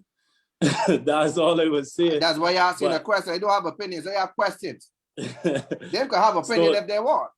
Again, I'm a man of principle, so there are certain things that I would not discuss that were discussed in that meeting. For obvious reasons. No, fair enough. What I will respond and say is that in general, I find that governments fail to take responsibility for anything that is bad. And this goes back to the whole thing about the buses and the garbage trucks and the water tanks. Quick. You see how fast a minister of this and a minister died in the newspaper bragging about, oh, we buy this and we buy that. But as soon as they come under scrutiny, nobody says anything and nobody takes responsibility, and they just point fingers. And again, this is why I within myself, I cannot join a party in Barbados. I've been approached by the Democratic Labour Party. I still stand firm on what I believe in. And I've been approached in a less aggressive way by the other party as well. And I still stand firm. The PDP is always aggressive. But at the end of the day, you only got the party, Barbados? Nah, he probably could have been UPP or but they also got the Barbados Integrity Movement. PDP. You could feel free to interpret that however. No, Simon was only saying that it's only two, but we were correcting him. You can feel free to interpret that however you like. But what I say is that the thing that I cannot do, right, in terms of what some of you guys are here doing, and again, it's clear who does wear which shirt, right? I'm not saying that you should not wear your shirts. By all means, if you buy it, wear it. You understand? If you get free it too. I got a long sleeve shirt. $200 always get the shirt free with $200 wrapped inside. Please. But which party? Kimar? By which party? But what I would say, right, is that I don't get me wrong, you gotta give credit where credit is due, right? I'm a man that I have the ability to do that. So I commend the government for bringing in the buses. I love the idea of the electric buses. You understand, moving away from the fossil fuels and moving into a more green and sustainable society. I love it. I love the fact that we bring in the garbage trucks, because for long we were suffering with the whole sewage system. I could give credit where credit is due. But at the end of the day, while I understand that you cannot please everybody, you still have to understand, you got to understand something, right? Because what a lot of governments do, and this is not to speak about this government in particular, but just governments in general, for the majority, they do things to appease people, to get people to shut up. And an example of that is to buy buses, to buy a couple of garbage trucks, to buy a couple of water tankers. However, my thing is that there are way larger issues at hand. Like going back to what you said in terms of the trucker destroying the road. Nobody driving on the road don't destroy the road. The roads get destroyed because in the first place, when you're building with the whole asphalt and the two little rains fall, you got a pothole. So let me talk about that. Because somebody driving on the road every day mean that the destroying the road with the Hold on, as long as you drive on the road, no, you let will me cause finish. wear and tear. Let me finish. Yes, there is wear and tear, but nobody ain't driving with a jackhammer up on the car. Let me be real. Look, can I ask you a question? Then is it the government? Is it the government or is it the contractors that they're hiring? Because you talk about asphalt. I just want to get on this here. If you're saying that the asphalt and because we got to think that as you build road, now they dig it up too. Is it the saying that we have to then relook what kind of asphalt, the grade, whatever they use, the tar, whatever that these contractors are using? Because I don't necessarily blame government for a pothole in a road when the asphalt from the contractor or the those that they bid is the problem. I just ask you the question. You tell me. I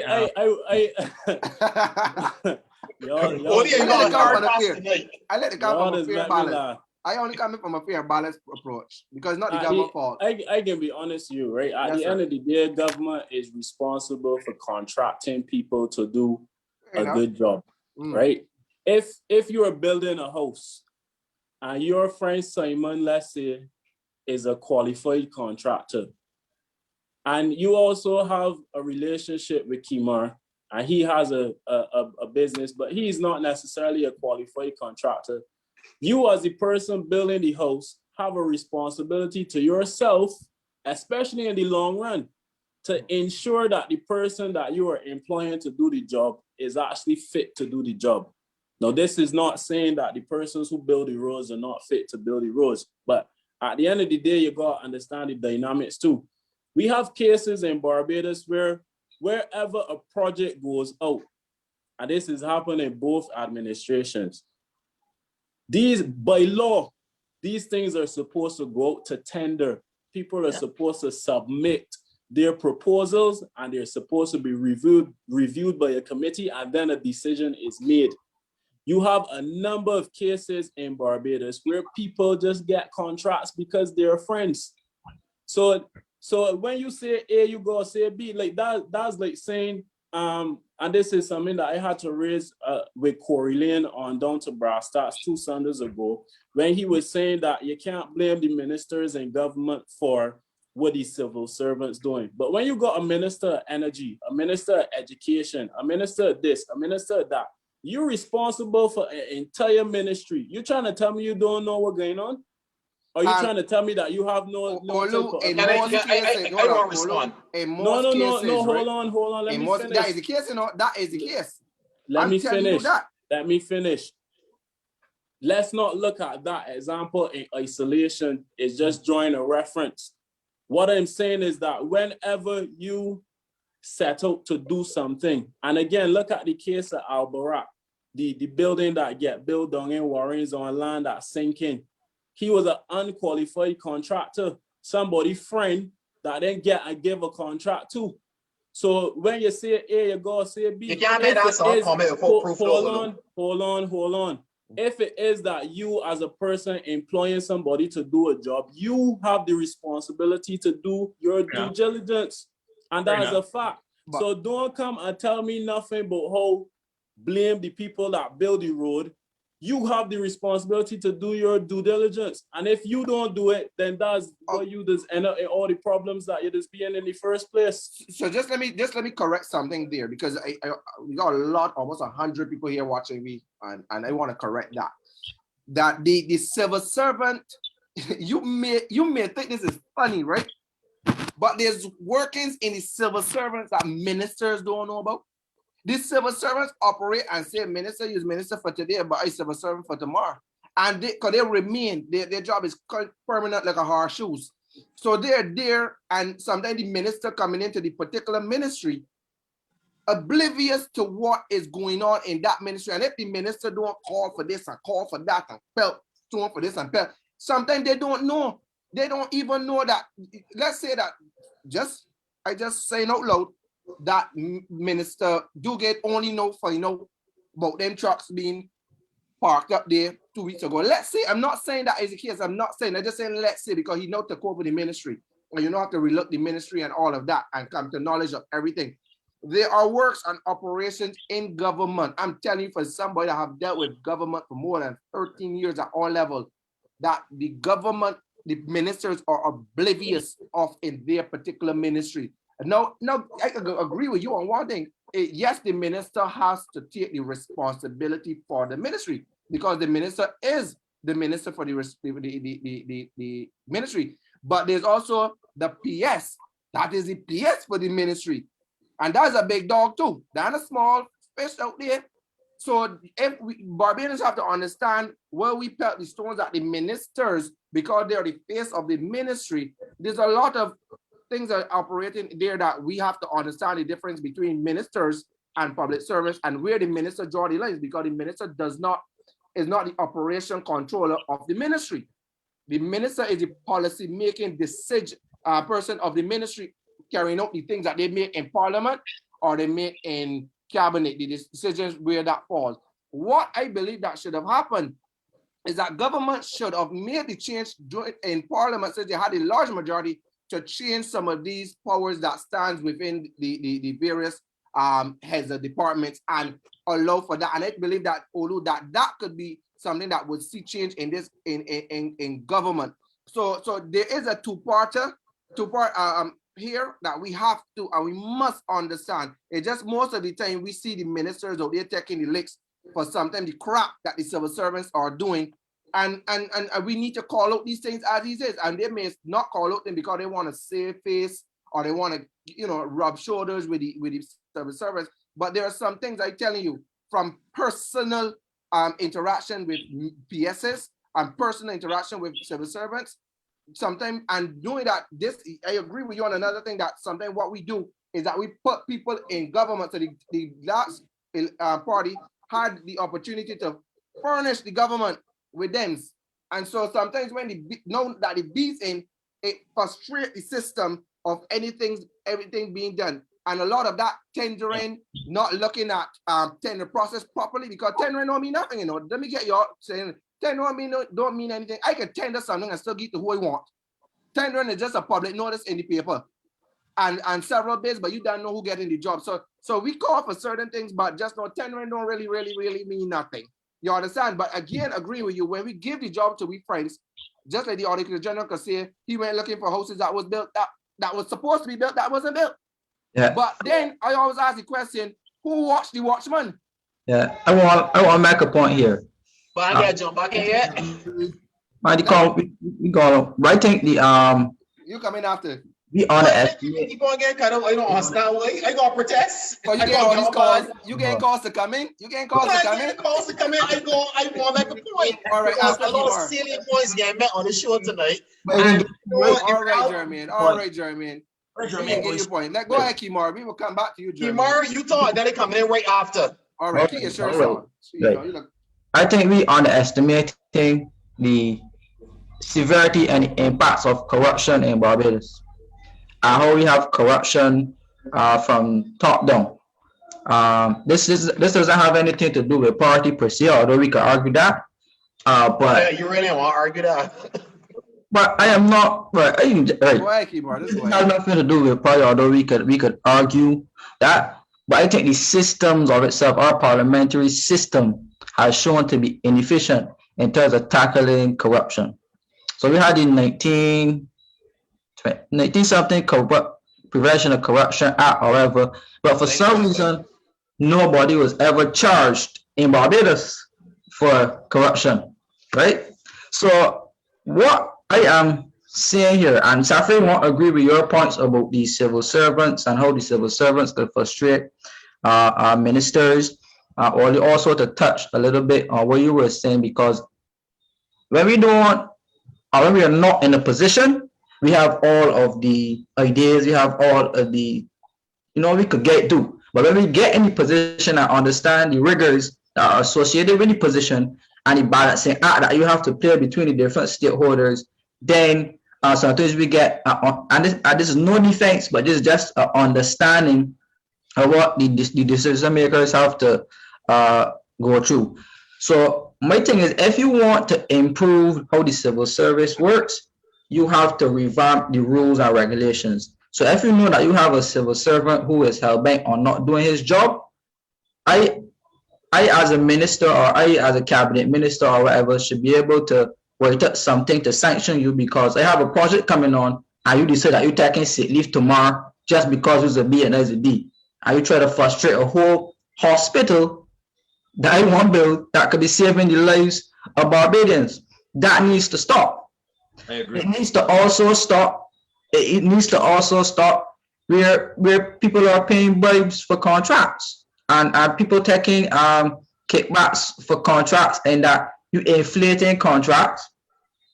Technical committees or PSs will write a contract, and the minister coming through the background and saying, look, he can't get that contract. He's supposed to get that contract and up the price by 10 more million.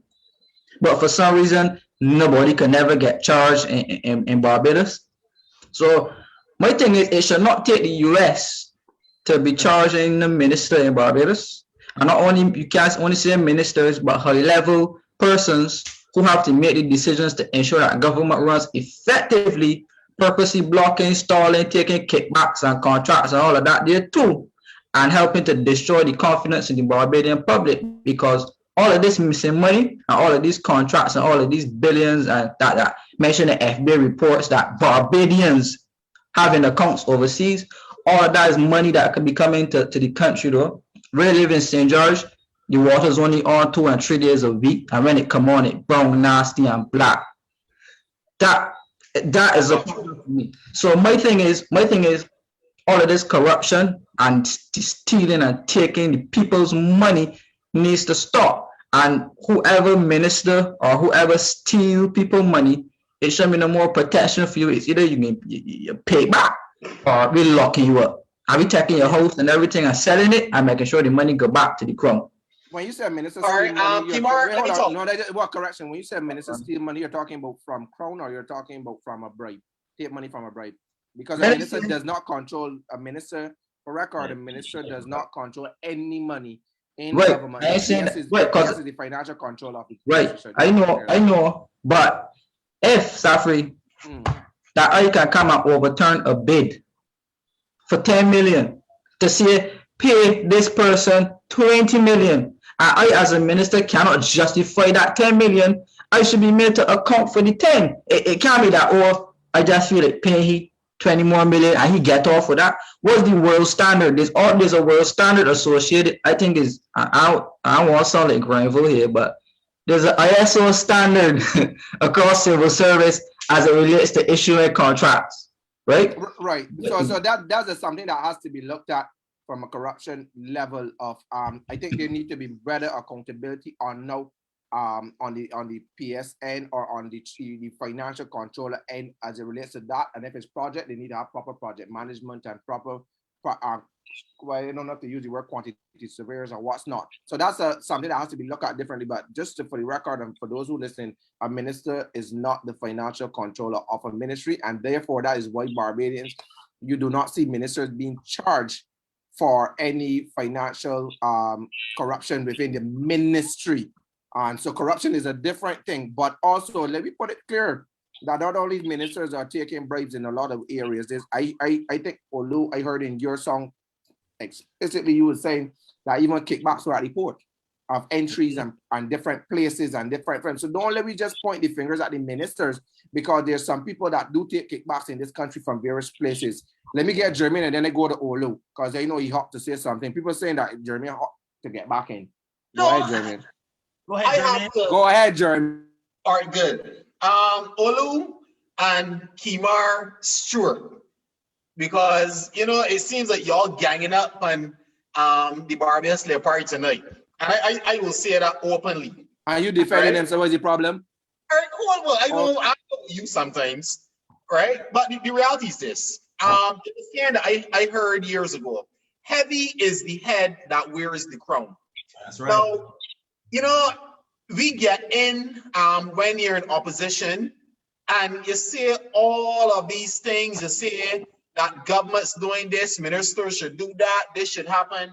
But the reality is that then when you get in government and you realize the situation that presents itself and what needs to be done to run the country, your mindset and your thinking changes.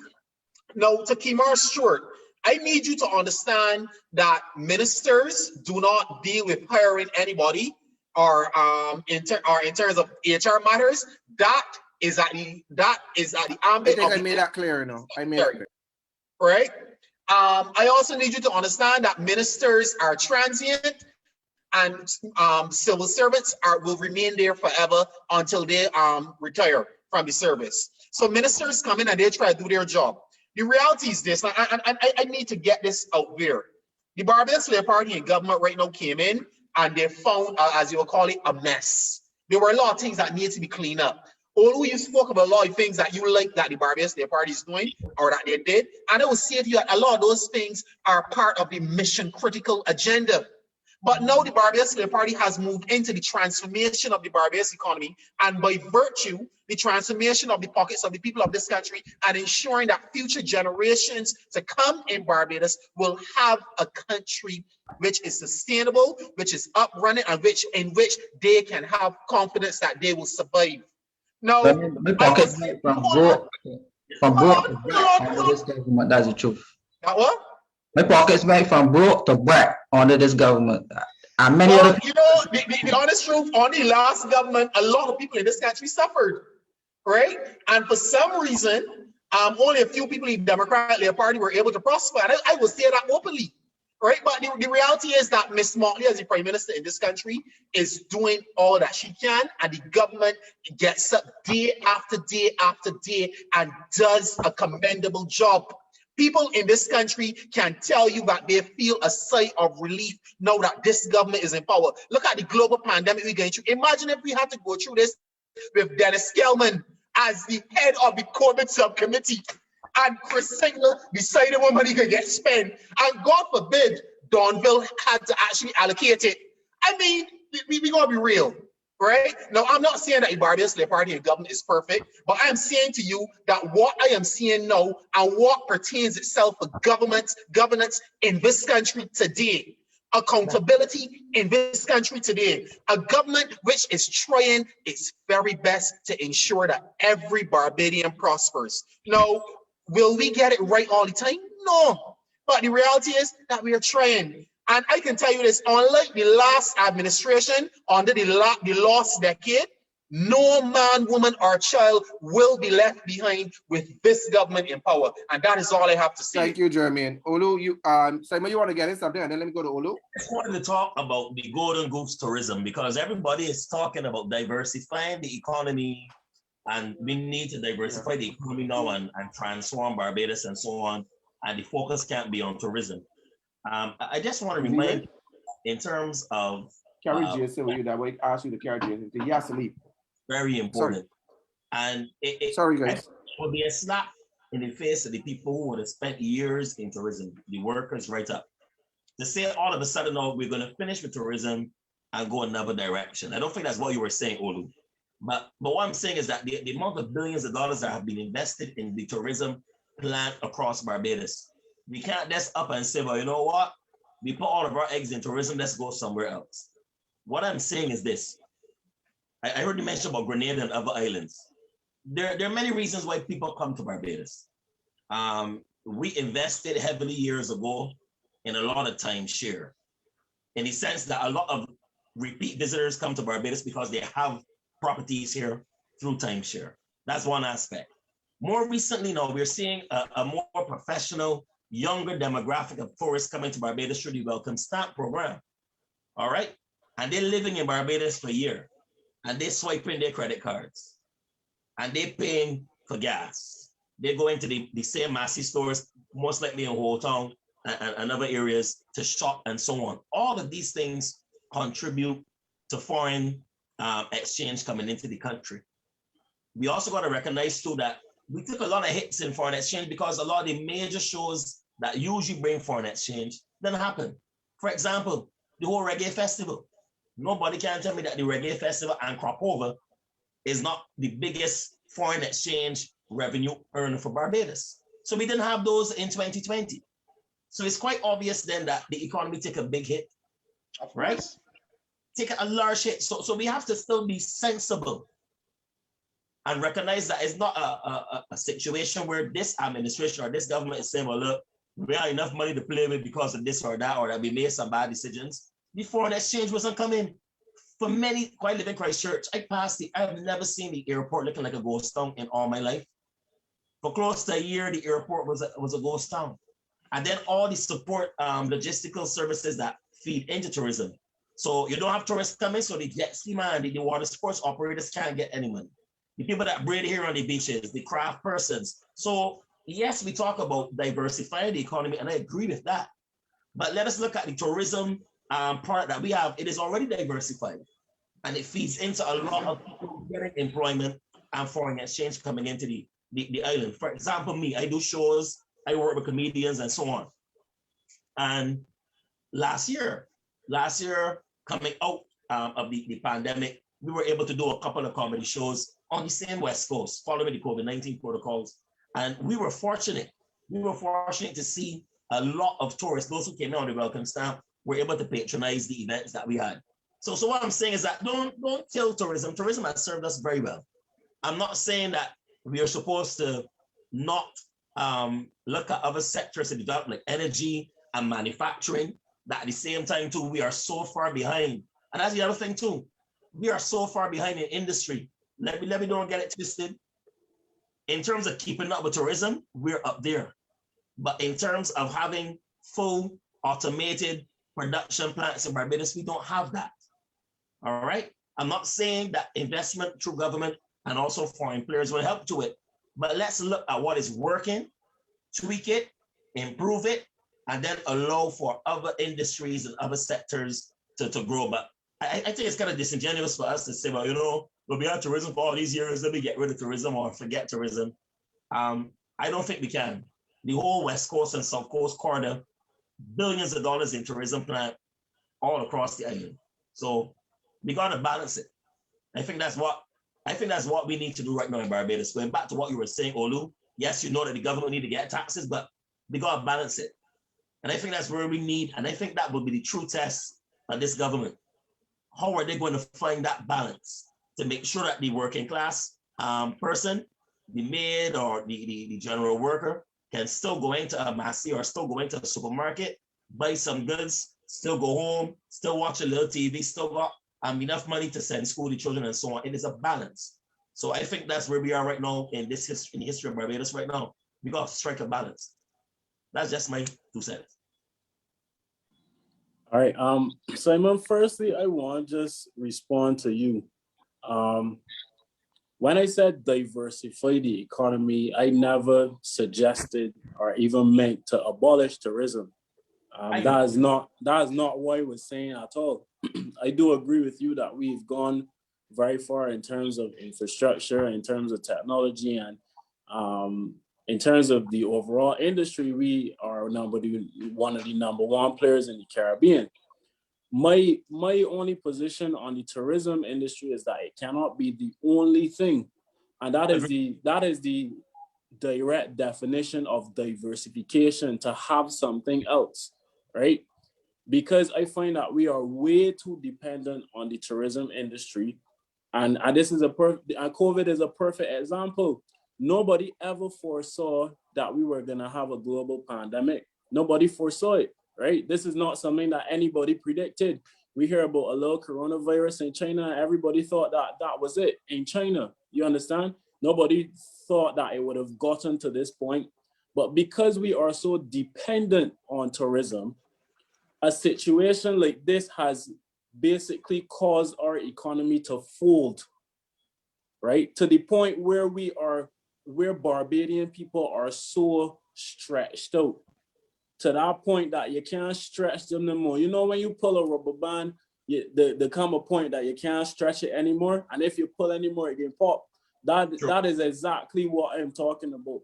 So, and again, I agree with you in terms of the the technology and the advancement in other sectors that we have not gotten there as yet, which is why I specifically said that these are sectors that we need to start investing in heavily. It might not say, sorry about that.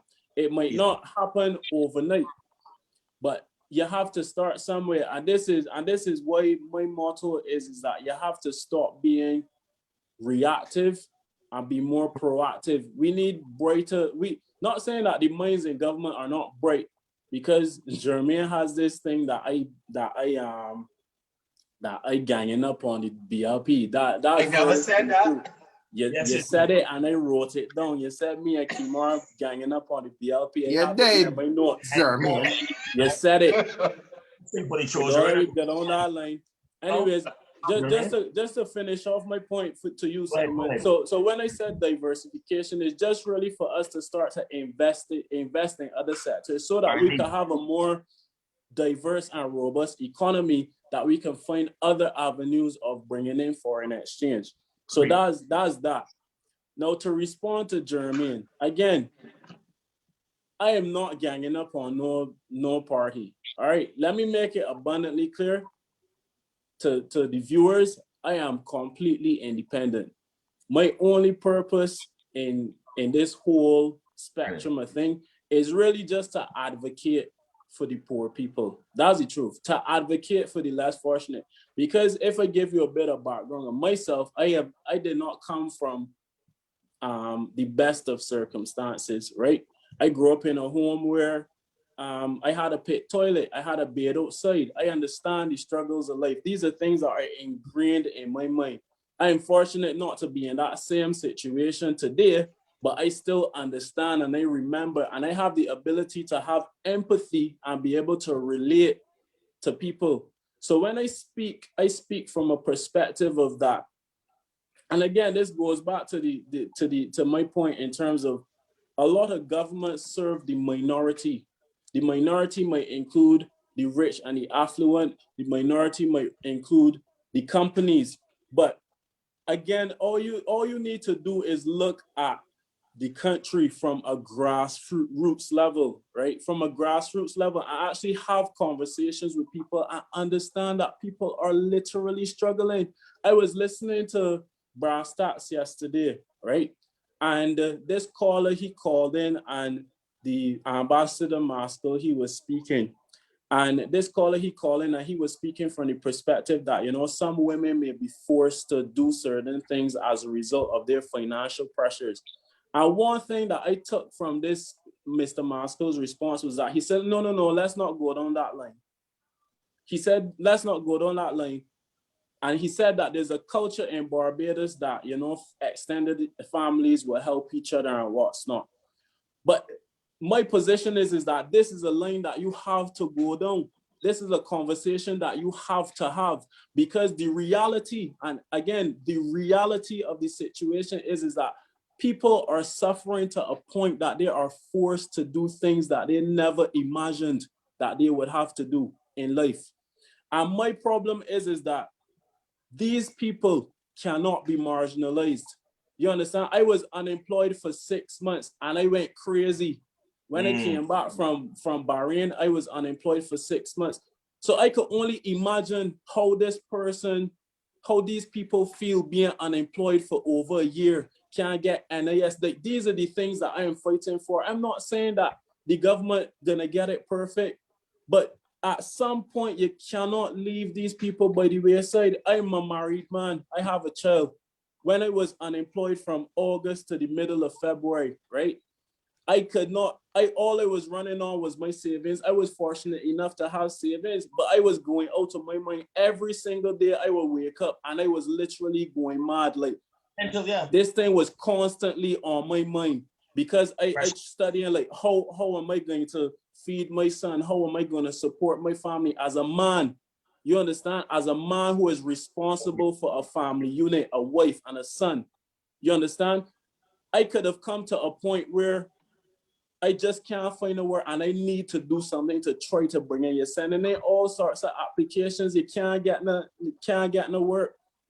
So somebody who is in a worse position than me now, is then forced to go on the block and peddle little weed, not because that they want to, but because that is the reality of their circumstances. Now, a mother who got 2 children or 3 children who does not have a fatherly support, a male in the household to help bring together or to help subsidize what she has lost in terms of income, she's then forced now to look for different little ways of bringing in money. So you might find in some unfortunate circumstances, she has to lean on another male individual who is simply just taking advantage of her. But reality is he paying the bills.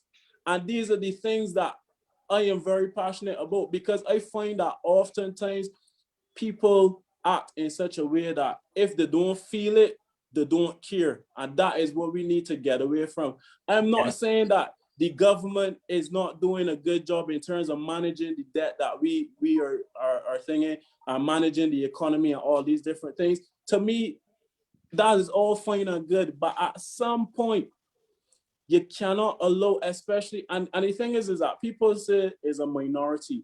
But if you actually have conversations with regular Bajans, you know, some of these people are people who have been in jobs for years and have been able to sustain their lifestyle for years, but simply because of COVID or simply because of the global economic downturn that we are currently going through, because companies are laying off left, right, and center.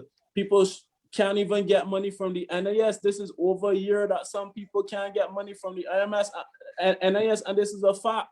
So my question is like, how much more you want to stretch the rubber band?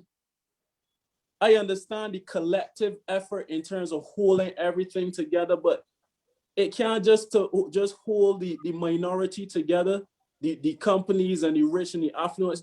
At some point in time, you have to come down to on a cellular level and actually trigger your humanity to say, well, look, everybody's suffering right now, and we have to find ways of easing people. I ain't saying to cut taxes altogether, because we still want the free healthcare, we still want the education, but my question does always be, what are we doing to help the people that are suffering? And the truth of the matter is that a large majority of Bajans are suffering. And don't tell me nothing about no welfare department, because I could tell you for a fact that I spoke to a lady up to last week. People like to talk about the welfare department, but you got people that work in the government that are so nasty and disgusting that people are calling the welfare department for help. And again, carry in like cats and dogs, scruffy. Hold on, let me finish. So these is things that we really need to deal with. I spoke to a girl that said to me that she lost her job last year in June, and she was trying to get like food stamps or something from the welfare department. And the girl told me that the way that the person that she spoke to from the welfare department spoke to her made her break down and cry as a big woman at 30-something years old, because of the lack of empathy and the lack of understanding, the inability to be humane at some point in time is why we're in the situation that we're in. So that is my plight, and that is my passion, because my thing is that nobody should be left behind. And that's a fact. Hold on, Jeremy. Okay, Jeremy, hold on. So you could just moderate. I am not saying that you won't respond. I think that's the plight that what you're talking about, Olu, is everybody here is facts. Even to the point that people wanted you to finish where you were coming from, because it speaks to what I mean. My job every day is in the same circle of social welfare in terms of helping the homeless, and so that is a fact. I'll let Jermaine get in what he has to, and then we'll come back exactly to what you were saying. Go ahead, Jermaine. All right, so Olu, I heard all that you're saying, and in some ways I agree with some of the things that you were saying. Well, you can, ain't much that you could disagree with. Hold on, Kimar, let me speak. We're in the middle of a global pandemic, and I'm not going to keep on harping on that, but I want to make some salient points.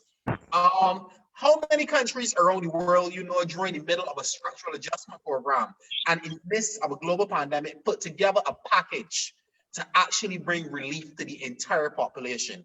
You talk about the welfare department. I'm not even going to the welfare department. I'm going to look at things such as the household mitigation unit. You had the care packages.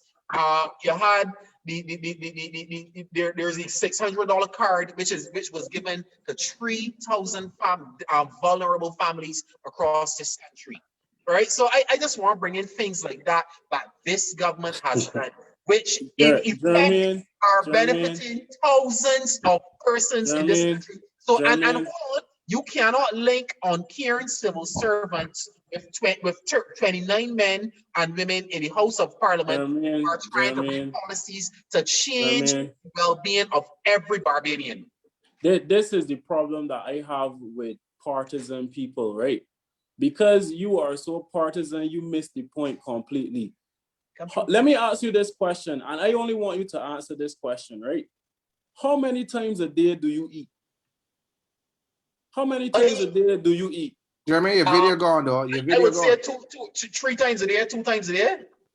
Twice to 3 times a day, right? Yeah. You eat at least 2 to 3 times a day. Tell me, and this is not knocking the fact that the government has prepared a care package, you know, and I can tell you for a fact that you say that they provided care packages for the entire country. No, that is a lie. No. That is a lie. Okay. Because I could tell you for a fact that some of them same trucks that went about delivering care packages went into certain neighborhoods, saw certain size houses, and turned around and went back out. And I could tell you that for a fact. And because somebody live in a certain size house does not mean that they are not struggling. So let me get that out the way. You just tell me that you eat 2 to 3 times a day because you are given a care package that lasts you for a week. And there's another thing too, you know, you got households in Barbados, and it is customary for in Barbadian households that you find, well, normal for Barbadian households that are large blended families. That is a fact. That is a cultural thing in Barbados, right? Yeah. When you bring 1 care package or 2 care packages for 8 people that living in a house, and again, this is not to say that the government did not do a good job in terms of bringing together people to do the whole care packages. Let's not knock the government for that. But you just told me, hold on, you just told me that you eat 2 to 3 times a day. COVID is going on since last year, March, buddy. Would our care package then eat and put in the toilet and flush and in the well, and on top of that is even more. So let me get real. Let's get real. It's easy to say, oh, the government did this and the government did that. Okay, because you give me a care package means what?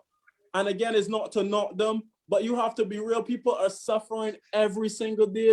Because you feed me today, don't mean that I ain't gonna be hungry tomorrow. Come on, Jermaine. So, Olu, if I may add this here, one for a person in the field, and I totally agree that, especially with that care package, and I'll go from the care package because I can remember that easy. That one of the greatest mistakes I saw in that, again, let me take the blame off of ministers because it was the distribution was done by the defense force, and we found that they were not well coordinated. And let's say some people may say it's a first time thing, so they had things, but I found that one of the things somebody called in and said is that when one of the trucks came into the area, even though it was 9 people in the house, they were all renting rooms, and that is something we missed on.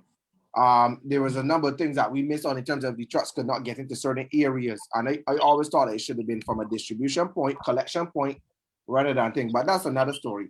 On the welfare end, yes, there are people that are being complaining miserably about the system of how welfare deals with people, and these are things that are not addressed. The way how you can't get you're calling government offices and you can't get through. And so that is why I was saying in the beginning that oftentimes is these minor things that as Bajan we want fixed to make our everyday life better. Because we are not at the table where IMF is being discussed. And I always say to people, if you have internal issues, if I go to a restaurant to buy food and you got internal issues, I really don't care. All I need to know is if I can eat here tonight, or if I eat here tonight, we'll get good customer service. And so in oftentimes we government tend to miss the buck by thinking, yes, this while we are restructuring that, or while we are doing this, it is all fine and dandy, which is fine. Where we are buying trucks, which is fine. Yes, we want the garbage collect. You buy the buses, but there are some very minor things that can make me and your life simple and better. And I think that is what you're over in here, that people are suffering. That people, I remember having a conversation with the homeless, and they're sleeping in the shelter. And I said to them, at this very moment, during this pandemic, you are in a better position than every single Bajan that I know. And I use that to say that they are eating 5 to 6 times a day, while there are people unemployed and eating 0 times a day. They're living in a shelter where they don't pay light, they don't pay water, they don't pay anything. That is the funding that they collect from the general public and the thing. Also, they're watching a 65-inch TV with Fire Stick, and some people don't even have electricity. Some people, so they find themselves now in a way better position than those who have worked hard in this country and trying to put food on the table, not only for themselves, but for that extended family or whatever the case may be. As you said, you don't want to be robbed of being a man that, especially a man that is providing. I know it because I have 3 children and a wife. And it is hard if I can't provide for them. So I think that is the things that we need to look at, that government not needing to do it on their own, but need to collaborate with organizations and people on the ground and listen to them, and don't be dismissive. I don't like to see when politicians are dismissive.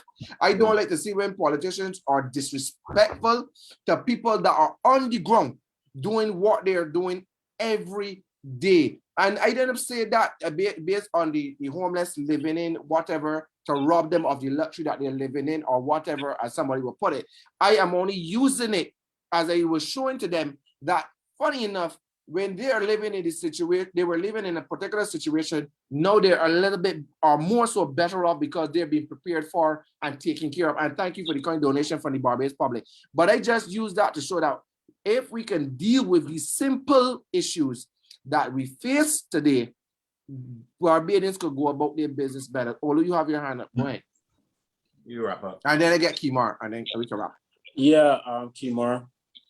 I just want to respond to a certain comment in here. And, you really comment, I see it. Dave Leacock is saying he would love me to answer this question. Why did you not see it necessary to raise your voice prior to this current administration when so many people were crying out for the same very things? You very eloquently outlined. This is what really bugs me. Please answer. Okay, go ahead. No, first of all, right, and this is not the first time that anybody has asked me this.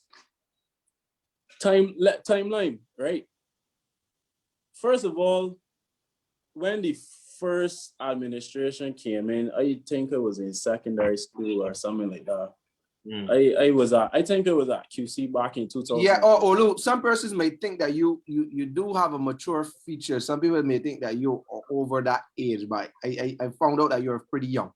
Yeah, I'm only 27, so back 27, in 08, right? So back in 08, I was in third form, right? In third form, my mother sending me school. She's who paying the bills. The pressures of life ain't hitting me. I really don't care. You understand? Then I was at UE between 2012 and 2015. I at university. All I go in school to do is play dominoes and learn. You understand? And then subsequent to that, in 2015, when I actually started working a permanent job, I was doing so much traveling in and out of Barbados because the company that I was working for 3 years, I was traveling into Grenada, St. Vincent, St. Lucia, like all these different countries. I was in and out of Barbados so much. So I really didn't have the time to stop and think. Then bringing on the timeline, I was working in Trinidad for like 8 months, 6 months, 8 months or something like that. Then I came back to Barbados for like a year or so. Then I was overseas again. But just to answer the question, this is not something that I got up one day and said, you know what, I can just find everything that the government doing wrong and pick apart. As I said before, if you were listening to the live in the beginning, and this is not to be facetious or anything like that, it's just explaining my point, is that this whole thing just came about because one day I went to Massey to pick up formula for my son. I saw some masks that I wanted. I purchased them. The price was exorbitant. And I went on social media and I call it out. And then since then, it has been something that I am passionate about to try to fix the injustices in this country. So I don't want people to think that I suddenly just emerged to pick down the Barbados Labour Party. It's not that. If it was the Democratic Labour Party, I would have done the same thing, because at the end of the day, like I said, I'm completely independent. I'm not partisan in any way. And that's just to answer your question. Now, quickly, I just wanted to say too is that what Kimar was saying, that there are civil servants who really frustrate government officials and what's not. I agree with you wholeheartedly. But the way that I look at it, and I like to be as objective as possible, that might come across as me being anti-BLP or whatever in the eyes of Jermaine, but that's quite all right. I like to be as objective as possible. When you have a child, right, who is misbehaving or doing as they please, and they have a parental figure, it is the responsibility of that parental figure to make sure that that child falls in line, right? Now, this might not be completely similar. However, you have to understand that ministers in government are ultimately the heads of the ministry. And I'm a firm believer that once you set that tone at the top, it trickles down to the bottom. Now, a totally separate conversation is the fact that you have civil servants that cannot be removed. I have a problem with that, because if you're in government and you're doing foolishness, I feel as though you should go. And this contributes to a number of inefficiencies in government.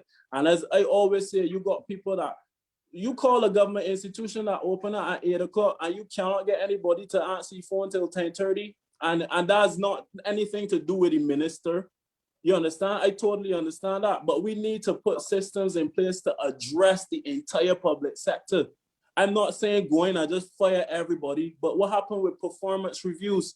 This is something that happens in the private sector. You have performance reviews every 6 months.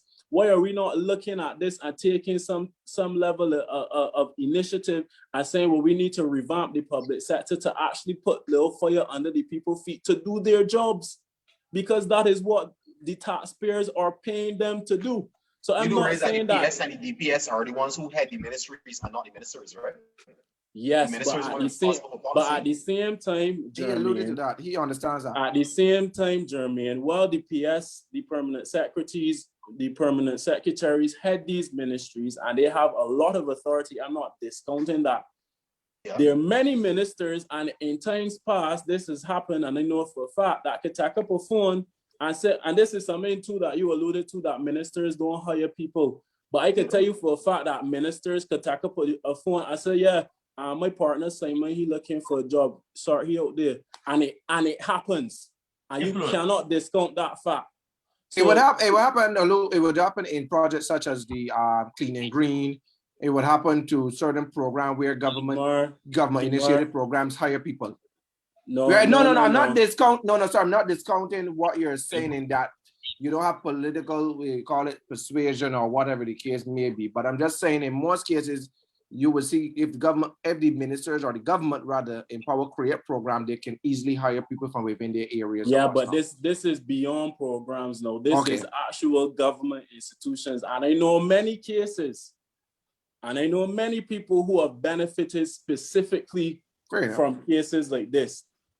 But it goes back to the point. Government introduced performance reviews and also introduce employment best practices to ensure that the best persons who actually interview get the jobs. You reading Kevin? You could do all the introducing you like, but if you ain't actually doing it, I didn't understand. I think it's a continuation of it too, though, Olu, that I think you're looking at as well. That even though you may hire somebody, they may sometimes somebody come with the best CV and is the dumbest body you ever see when they come to doing their work, or they lax when they come to doing their work. So I think it's the continuous performance that the government is looking to implement that it would be good that you continue. But here's what I would like to see it on the civil servant, and then be able to remove people when they're not performing. And Totally agree. That is where we need to have it. Agree. Not on just on these contracted workers or these one that you're bringing in, but on the people that have this horseshoes mentality that they cannot be removed. I totally agree, because you have many people in government who come work every day and just collect paychecks, and that is a fact. And that has nothing to do with the ministers. Correct. But at the end of the day, if you're responsible for a ministry, I feel as though you should get your ministry in order. And another thing too is that you have. But how can you, Olu, when the minister is constrained by certain things? As I said, I only would see that happening if there is a policy. Remember, America has a policy where. And I'm glad you touch on policy, because you have a 30-love government that has zero opposition. And don't tell me nothing about no Joseph Atherley, because as far as I'm concerned, the last administration, he was a B. You have a 30-love government. And this is even a separate conversation in terms of the whole integrity legislation and what's not. But that's something else that people don't want to talk about. But you have a government that win 30-0. You could go in parliament and argue whatever you want and pass. So why we ain't seeing more policies to? But remember that went to Senate. It was shoot down in the Senate. I could jump in here. Sorry, go ahead, Mark. I think that was shoot down in the Senate, not the right. And you must have a 2/3 majority of the Senate and independent senators who refuse to back the government. Hold on, Kimar. Hold on, finish, and then let me get Kimar. Miss me with that independent senator talk, because at the end of the day, we do not have a democratic system where bringing senators into government is concerned. Senators are handpicked individuals by the governor general as well as the administration in government. Even the opposition is supposed to appoint certain senators as well. They have to. What opposition is there to appoint anybody? The independent senators make independent decisions. The opposition senators make their own decisions. The government. You got a senator that is the minister of tourism. What independent senator? What? But she is a government senator. She doesn't fall on any independent. She was a minister. She was a government. Although there's I think about 12 or between 11 and 12. There are 12 government senators, 7 independent senators, and 2 opposition senators. Okay, Jeremy. Barbados, their party did not have a 2/3 majority. But you need a 2/3 majority. Recognize that. Jeremy, okay, you need a 2/3 majority to pass. I ain't buying none of that independent senator talk. Until we have a democratic system. I understand where Olu's coming from. System where persons come forward and vote for who they want in the Senate. I am not buying that in the independent senator talk. When you look at the US, if you want to become a senator, you just go campaign and you just go run. It's only in Barbados that you got so much authority to appoint whoever you so you would like to see that in your independent Senate, every other character that falls under the common and that body daughter and all kind of thing. They're not independent senator. Correct. Olu, so you would like to see that probably in the new reform independent constitution. I would love to see a democratic process where senators is concerned. Fair argument. Kimar, go ahead. All right. I mean, I have so much things to say. You guys just think, but we have another show. Yeah, the most touching thing Olu just said, and this is very important to me, is about the construct of our parliamentary system right now. A lot of people don't want to admit, but we're in a dictatorship, right? No. And the fact that we are in a dictatorship, no dictatorship in Barbados. No, refrain that. Can we finish? Okay. No, you need to strike that from the record, sir. You need to strike that. It is not true. The state of emergency legislation that was passed by the government says that cabinet vests all of its decision-making power into the hands of the prime minister. And as far as I know, that legislation was not repealed. So right now, we are under the guise of COVID in a prime ministerial dictatorship. So but hold on, Kimar, you can't say the word dictator because the prime minister has oversight of our prime ministerial power over the cabinet over the COVID situation. I have not seen anywhere where a dictatorial position has been taken for the life to safeguard the life of Barbadians. I think that the position has been fair and balanced. And yes, we all may not agree with some of the positions the cabinet takes as it relates to COVID and some of the protocols, but they have been working and have caused Barbados to be at that below what number that they needed to be below. And that you cannot compare this. So you're saying that the vesting of power. So you're saying that we never have one meeting with no dictator. So let's. I don't think that's a dictatorship, Kimo. I think that fair balance that the prime minister power has been vested in the prime minister to do what she has to do, her and her cabinet. But the point is, she has the power, so that means. But having the power. If all of the decision making powers rest in one person's hand. If you look across the world at other dictatorships, it is the same thing. No. Regardless of what benefits Be regardless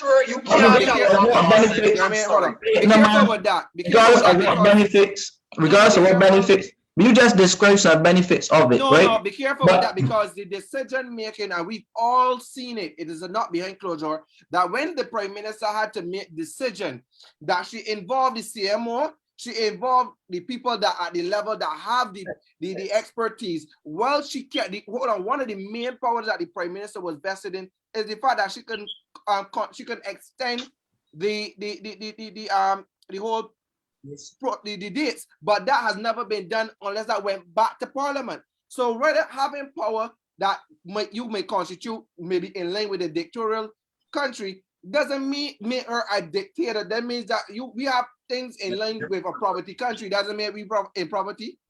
So you have to be careful with that dictatorial role making the two the same, because it's not right. Okay, I still maintain my position that that's exactly what it is. I'm not more rhetoric around the fact that the decision making power was transferred. That is the fact that I try to pound home to you with a hammer and everything, nail and everything, so you understand the fact that the decision making power was transferred into the office of the prime minister. It means de facto. I'll say that, Kimar, because the only dictatorship we know right now is in George Street. Okay, that's fine. I don't necessarily concern myself. So right, the fact is the power was transferred. The fact is we having these COVID protocols, and we could see that the fines were disproportionate in terms of how people were treated. If you look back at the Zara Holland and the her boyfriend that came here from the Love Island or so, but right? That's the judiciary has nothing to do with government. That doesn't have arm of government. Fair, Kimar. No, come on. Fair, that is a judge that make a decision, not Miss Motley nor the cabinet. You saw, boy. Government who pass legislation, government who pass the legislation, and government who give the judges the power and authority to act on its behalf as it relates to prosecuting persons who violate the COVID protocols. But Kimar, to be fair, but within once you give a judge or a magistrate a legislation or policy, the magistrate can I think one time a magistrate said to me that they can fine you up to $250,000 for, let's say, running a red light. Just say you run a red light, instead of charging you $500, they can charge you $250,000. But they charge you discretionally by saying how much you got in your pocket. Give me $500. So while the government made the law, they cannot or should not control the judicial system. So you have to make that as well. All right. Go ahead. So government made laws, government passed the COVID laws. The fact remains it's still getting applied disproportionately. Where it seems like that poor people with shops and the like get unfair. Well, the big conglomerates getting free rein to do what they feel like within COVID. The conglomerates get all the contracts to move the tourists from the ships to the airport. The government is still bringing in tourists. The party where we still locked down. The government won't hold haywire. Well, poor people still locked down. The government is not holding haywire. The government have denounced any affiliation. And said that no, the minister said that no permission was granted to haywire. On the end of where you're talking about the government hiring big buses to move COVID, remember that they have monopolies in this country where the fosters and those are the big players in the tourism industry, and they are the one that was cutting out the small businessmen for years. Not just now. And the government have found ways to incorporate the small man into the market. Thing. So be careful there. But go ahead. That's you could dispute that. But the fact remains. I hear the correct your boss. I can help you. But go ahead. The fact remains, right? You the true names. The fact remains is that we are still, as Barbadians, as a majority black country, still seeing the majority of contracts and what's not go to a specific few in a specific community. Ms. Motley has tried to ensure that average black Barbadians in this country but let me finish. Contracts, contrary to the Democratic Labour Party, which ensured that only 2 or 3 people got every. Must you always inject the Democratic Labour Party? Let me finish now. Let me finish. All right, Jeremy. Okay, right. The government still, even every DLP do it, the government still doing it right now, making sure that certain people of a certain class, of a certain creed, they get all the contracts, they live the largest, totally removed from the realities of an average Barbadian. But we will need, will need to speak to the banks on that, because one of the things I find out as a small businessman in this country that own a number of businesses, that the reason why that these so-called class, white or whatever you may call it, would get the contracts is because the black small businessmen cannot finance the contract, and the banks themselves are not willing to lend me not 10 million to go on the road. Even I can't believe that. 30% of all contracts in government don't lend to black people. Yeah, but even though small contract, but hold on, Kimar, even though the banks know that the contracts are secure because you will get the money from government, we are still finding it that you can't get a $10 million thing finance, and that these white men that who got more debts going than Barbados could go into a bank on top of that and still get financing. So this is because they may know somebody in there or they know. So we have to look at the financing institution to basically support. And don't tell me as a black man that if I want to start a construction company to go up for access, because remember that Ms. Motley has told people to form co-ops so that they can come together and approach government and get more work. So Kimar, you got me fear. Let me finish what he's saying. I heard the finish. Right. We got to correct the names tonight. The point is, right, the continuation of wealth into the hands of these few white business conglomerates is continuing regardless of what you all say, right? And the fact is, right? What's up, guys? It's been good to leave the program, but this phone here, Dan, I got the thing plugged into it, so it really ain't gonna work. But if you can, Olu, we gotta have you again. It was a good discussion. To my age, buddy, because of your, so that means that my 39 don't look that bad. Thank you. So, hard segment. All right. Segment. Go ahead, keep my friend. We can wrap up shortly. Right. So what I'm saying is you got a continuation of wealth going into these specific hands.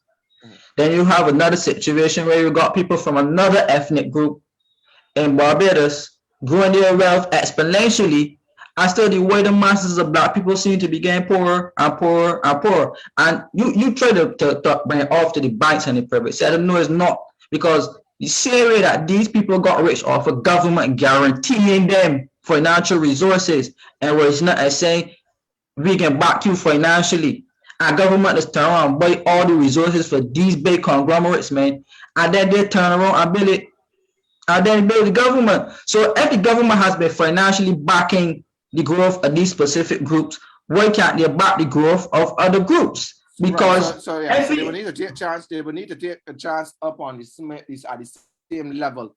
But I also say that one of the things I need to see as well with the small businessmen is a little bit more structure, because I realize that in many small businesses too, we try to play cheap bottle washer, cook everything. We don't try to have structure, principle, or business structure. So I would love to see more things going around that, so they help the businessmen to go to that level of the so-called white businessmen. But they don't. Some of them don't even have principle themselves. But, those white businessmen are Barbadians as well, and just as we want money to be, he wasn't a black life matter party. Trickle down to everybody. You wasn't a black life party, and they double black. You know, you're double black. Yeah, man, but I want to put my point quickly though. But what I'm really saying is that the wealth in Barbados is very disproportionate. And people like me and people like my kind, as brutal in his song would say, it's the same song. You wake up, either in the work or it's one more in the house working, Yeah. high water bills, high light bills, high food bill, high gas bill, high bus fare. And you still got to look to foot all of these costs without any income. So when you see girls going out and maybe, getting a little promiscuous activity for money, you can't blame them. When men take up guns and start to rob and shoot for crime, you can't blame them. I don't want to use that word that you can't blame them. Okay. Not so that you really can't, but literally your actions. But literally, it's like we give country, but literally, countries descending to a point where these things will become common in large droves because people feeling the pinch. And it's not like you get much leniency either because the time for grace period is gone. So the buy ain't getting that many moratoriums no more.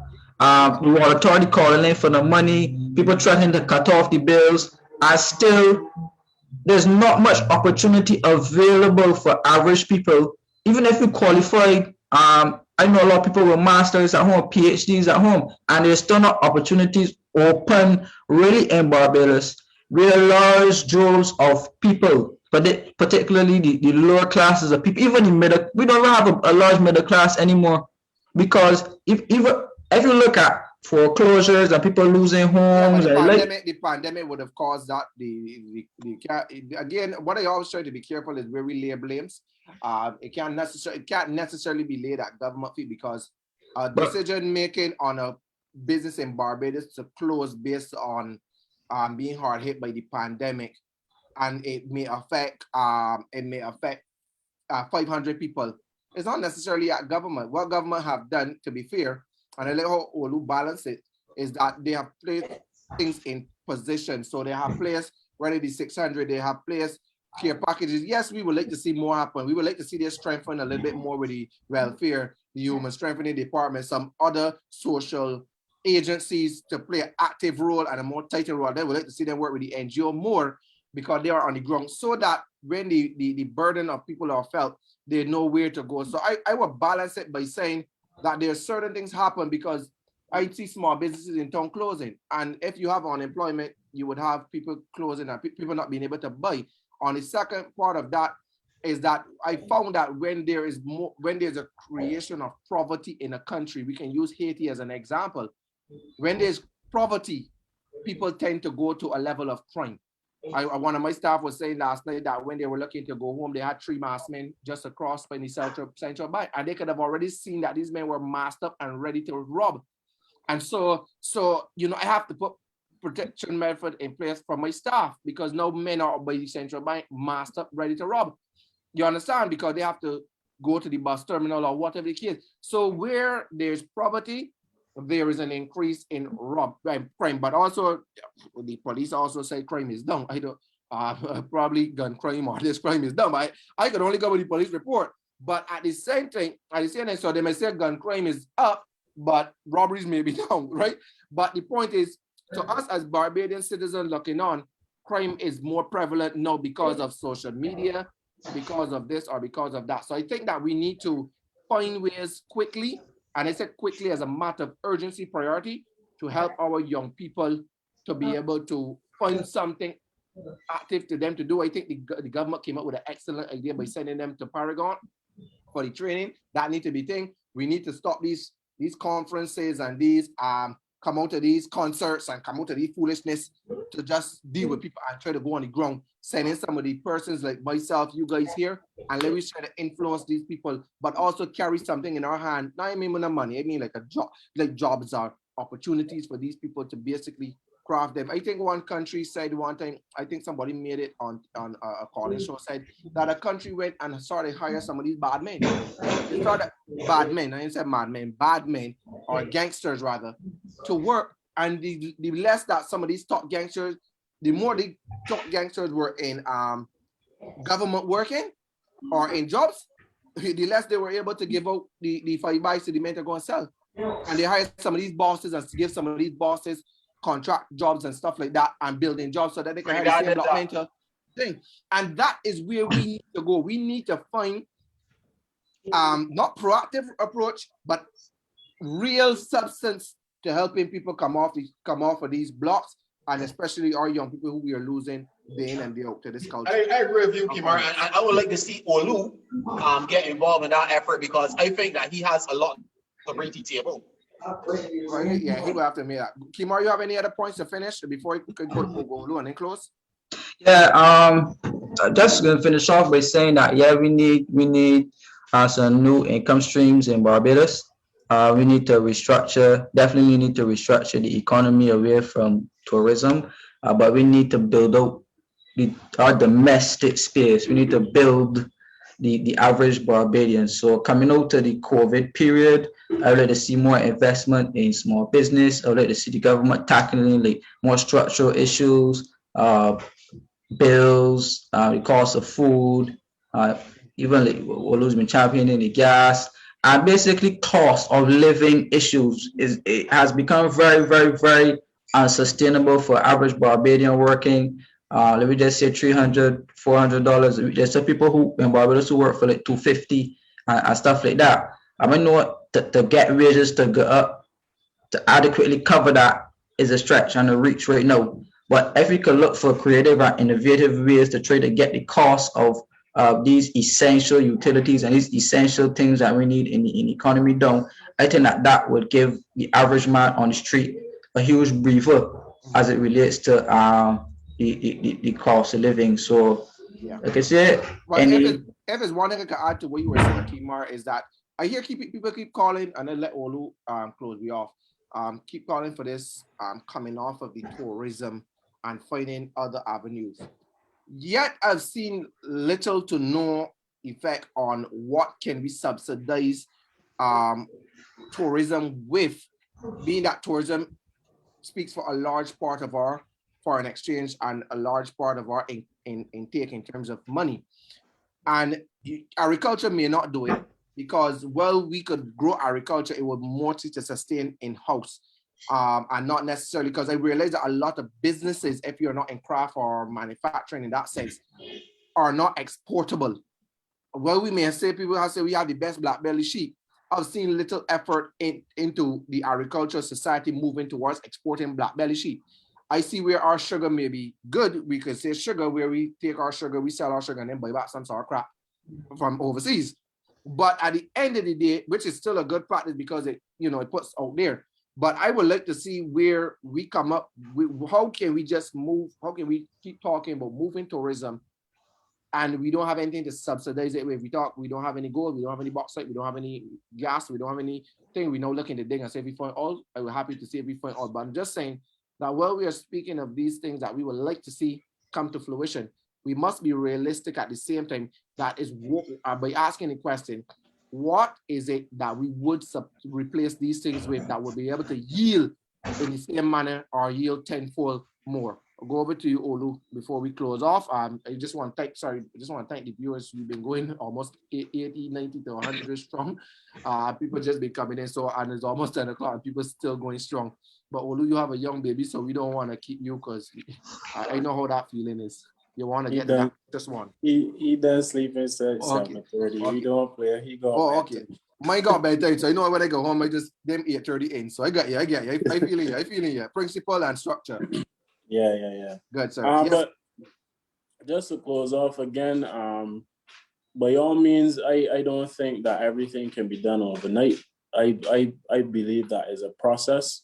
But you have to start somewhere. One thing that is for certain, we could sit down here and we could talk from now till next week, and that's all fine and good. But you have to start somewhere. So,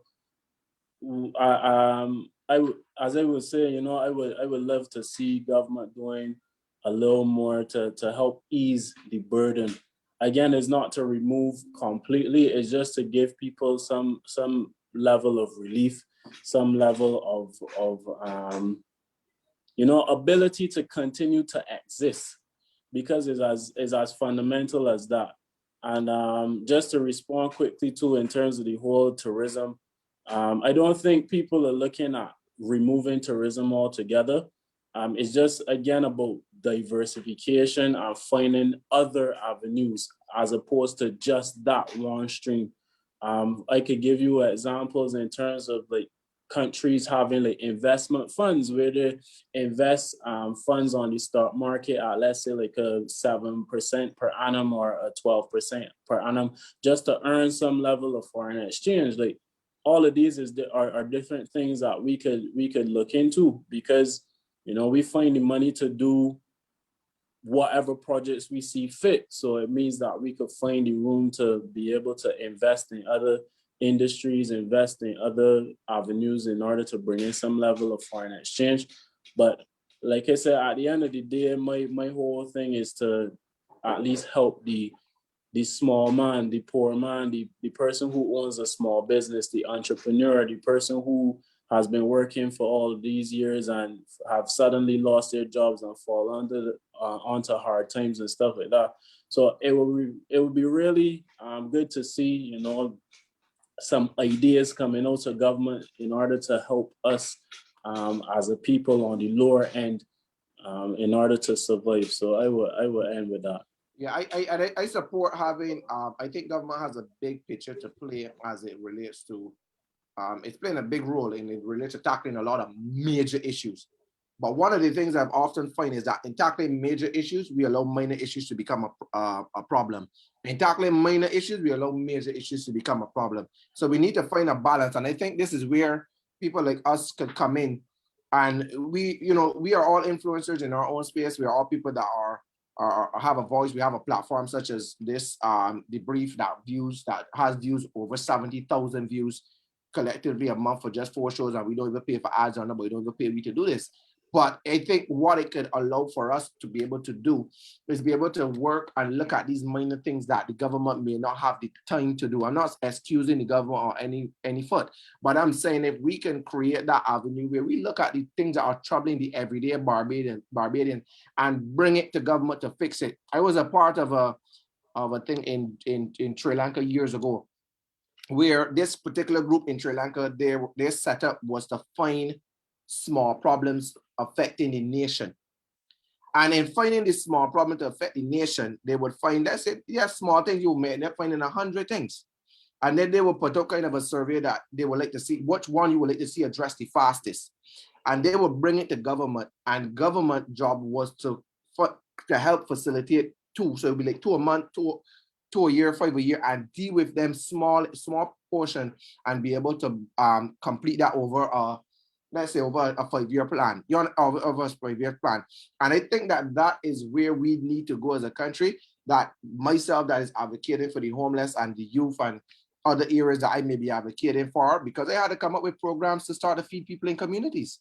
And as we said, we're not talking about a one-off package, but I'm trying to do breakfast program for school children in various communities so that people get something to eat and go to school feeling good. And not only that, extending my feeding program here for the homeless also to people that may be hungry and unemployed. So you having to do stuff, but if you can get the support of corporate support or government, you can do more and continuously push forward. So I would like to see government look at small committees like ours, influencers, that we can take these small things to government to be able to address swiftly, because sometimes I can tell you this here without a shadow of a doubt, all somebody want is somebody to answer the phone at welfare or NIS, just to over what they're going to. All we want is that when we walk in welfare or when we walk in a particular government agency, nobody don't look at we like we come to beg or we dogs and treat we in the most inhumane way. The fact, something, you come for information, how do I access this? Well, you don't access this, you can't get this. No, the boy want that kind, you already done. And I would appeal for government to also train the people in front line, as in not frontline workers, as in COVID, that front line that dealing with people, to stop, as we use the word, to stop thinking with this nasty, stinking approach, yard, that is what you call a yard foul attitude towards people, not yard foul as in politics, but yard foul. Yard foul, just walk away, play, oh, you think you want people to address you and deal with you because you already come feeling pride gone, you already come feeling down, you already come feeling, that you had to give so much, you're on your last bus fare to get down there to be treated and to be insulted. And I would love to see government move from that to training some of these people on how to deal with people or not. Let them pack the bikes and go along home, and let the people that can come in and deal with the people in the more civilized way, get the job, so that people can at least go feeling comforted when they go to these government agencies. And that is what I would like to see in this country. But all we need is some small problems. Well, the government address them, big issues to be fixed in this country, right? And so with that, we can end the show. I would like to thank all these people that. Sorry, before you go, I just want to make a final point. Right. That's a reply to a comment that I am seeing here. Oh yes, yes. I guess you're seeing the same. Yeah, go ahead. Right. So the comment said that Kimara Stewart needs to put himself over better because some of the things said by him I find very strict for a host. I don't know who the person is really, but I'm gonna have to pour cold water on that simply because this is I don't come on here really to just song, but I come to speak realities. I come to speak what I see in my everyday life and what I see what problems I see associated with other people that I know that live around me. Friend, if you must know, I am not from any heights or terrace. I live in where you are a temporary resident, is what you will call or you consider to be a ghetto, or whatever you want to call it that, or quote unquote, right? And these are the realities of things I see every day. I see young girls wake up, get taken advantage over by men, simply because they don't have money to go to school, and parents have to turn a blind eye. I know of young girls and young fellas that are raped simply because they don't have members in the home to protect them. I know kids that go to school every day that don't have nothing to eat. And this is a chronic problem. These are chronic problems that I feel like a lot of Barbadians are so far removed from because that they are not present, that it may not be happening or it may not be that important. And anybody who speaks on it and just using back the word, they may come across street. But as street equals to reality, that is what I will speak to allow Barbadians to become aware of the situations that actually happen in Barbados. So I just can just wrap up on this final point. I appreciate the comment. It's no offense, but when it comes to realities and when it comes to seeing things that are real, I speak what is real and what I see, and I will not apologize for that. Fair enough. I remember. Just to add quickly, I don't want to prolong it, but no, go ahead. You know, go ahead. The people still on. Just to address the same comment though, like, and this is not to knock the person who made the comment. At the end of the day, we need to realize that we are Bajan people, and because you come and you speak a sort of way, it does not mean that you are quote unquote street. It's just that you are being true to who you are. So I think and again, it's not to knock the person, you know, because I come from a ghetto too. You understand? When I could talk the thing, you understand? I could talk this thing. I don't just come out here and sound pretty and thing like that. But this is part of the issue too in Barbados. So we just fixate on the wrong things and miss the point. And again, like, because Kimar speaking a sort of way or speaking from experience or whatever the case is, let's not look at the way that he's speaking or the way that he said something, but look at the substance of what is being said. We gotta move away from that, man. We gotta move away from that. So that's just my small contribution to that. Jeremy, I also want to make a comment. I want offer my full support to the comments that Kimar Stewart made, because I know that everything that he's saying is absolutely true. And you know, just as Olu said, a lot of Barbadians, we fixate on the wrong things instead of what is actually happening in society. That being said, you know, I would hope that a lot of the persons who like to criticize, instead of criticizing, would come to the table and try to assist and do better in this society, right? And you know, that is all we can do as citizens, right? And to add my final comment, you know, I can say this, but I think the government is trying, and we just gotta do what we gotta do. We know. Just add on it to that, just so that you were thinking Kimar was not advocating for anyone to go there and pick up any gun. He was just using it as an analogy that if that is what people are pushed to then that is what they would do. So we were not advocating for anyone to go there and pick up any gun and shoot anybody or rob anybody. We denounce any criminal activities at all. But we are saying though that we need to find something for our young people to do like yesterday. Yeah. And if we don't find it, you will find that the crime in Barbados will continually go up, and people are not even robbing you. Sorry to hear about another killing today of allegedly of a former police officer. And I don't think that people are picking police, but they are trying to look at this through your window to see what you got. And some people risking, they're going out there and risking at your home and risking at your family and stuff like that. And I would love to see, as I said, I think that initiative of having men on the block giving some of these employment rather than just people would alleviate some of who we see on the block and give them to that. But also to add to the guys as well, our show is about being debrief. We debrief topic, we get real. You can see that here. Don't worry about Jermaine BLP affiliation or Kimar DLP affiliation. Me and Olu is obviously independence, but at the end of the day, you independent. Independence Day coming up just now, right? You could have fooled me, boy. Yeah. You don't know. Some people try to figure out, but they don't know. But to be honest, we love it for this one reason, Olu, and the viewers, that we love it for the fact that we have people from both parties that are young, that can defend for and against. We have people that would be independent on here. We have people that would think. But one of the things that we can say when we leave this show, we are all friends. And we all go home. Yeah. We all share the same passion. We all care and love our country. And this is why we brought a show with persons from different political parties, from different persuasions. And we love the show, and you are loving the show as well. We've gotten nothing but great comments. Although we have to have you back. People are begging for you to touch on topics, especially that of the Auditor General report. So if we don't get somebody back again in the next week or 2 weeks, I would love to have you back to touch on the Auditor General report. But I would also like to, if the guys would allow me to indulge this moment, have you as a periodical guest of the show. We don't go this long. You are the longest show we have ever had. So we won't take Robbie from your child, but we go, and your wife, but we go every Tuesday, and we will love. I think the people are calling for you, but we would love to have you if you guys are not averse to that.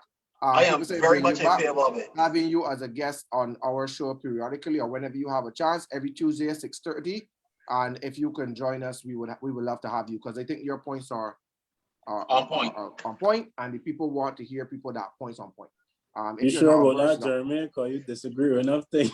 That is good. Listen, Olu, one thing you must understand about Jermaine: whatever you disagree on, he agree with you on, and whatever you agree on, he disagree with you on. So learn that about Jermaine, and you are perfect. You're in perfect company. Okay, he's the B and the hard B. But we would love to have you as frequent as possible, and to have you as a guest host on our show as much as possible. People say you're balanced. People like it. People say bring you back, and they enjoy the show with you. I must say, at least we didn't get cast this show, so did you, Jeremy? You were most of the show casting. But he said the people say you're an independent voice, because all of us seems to be tainted already.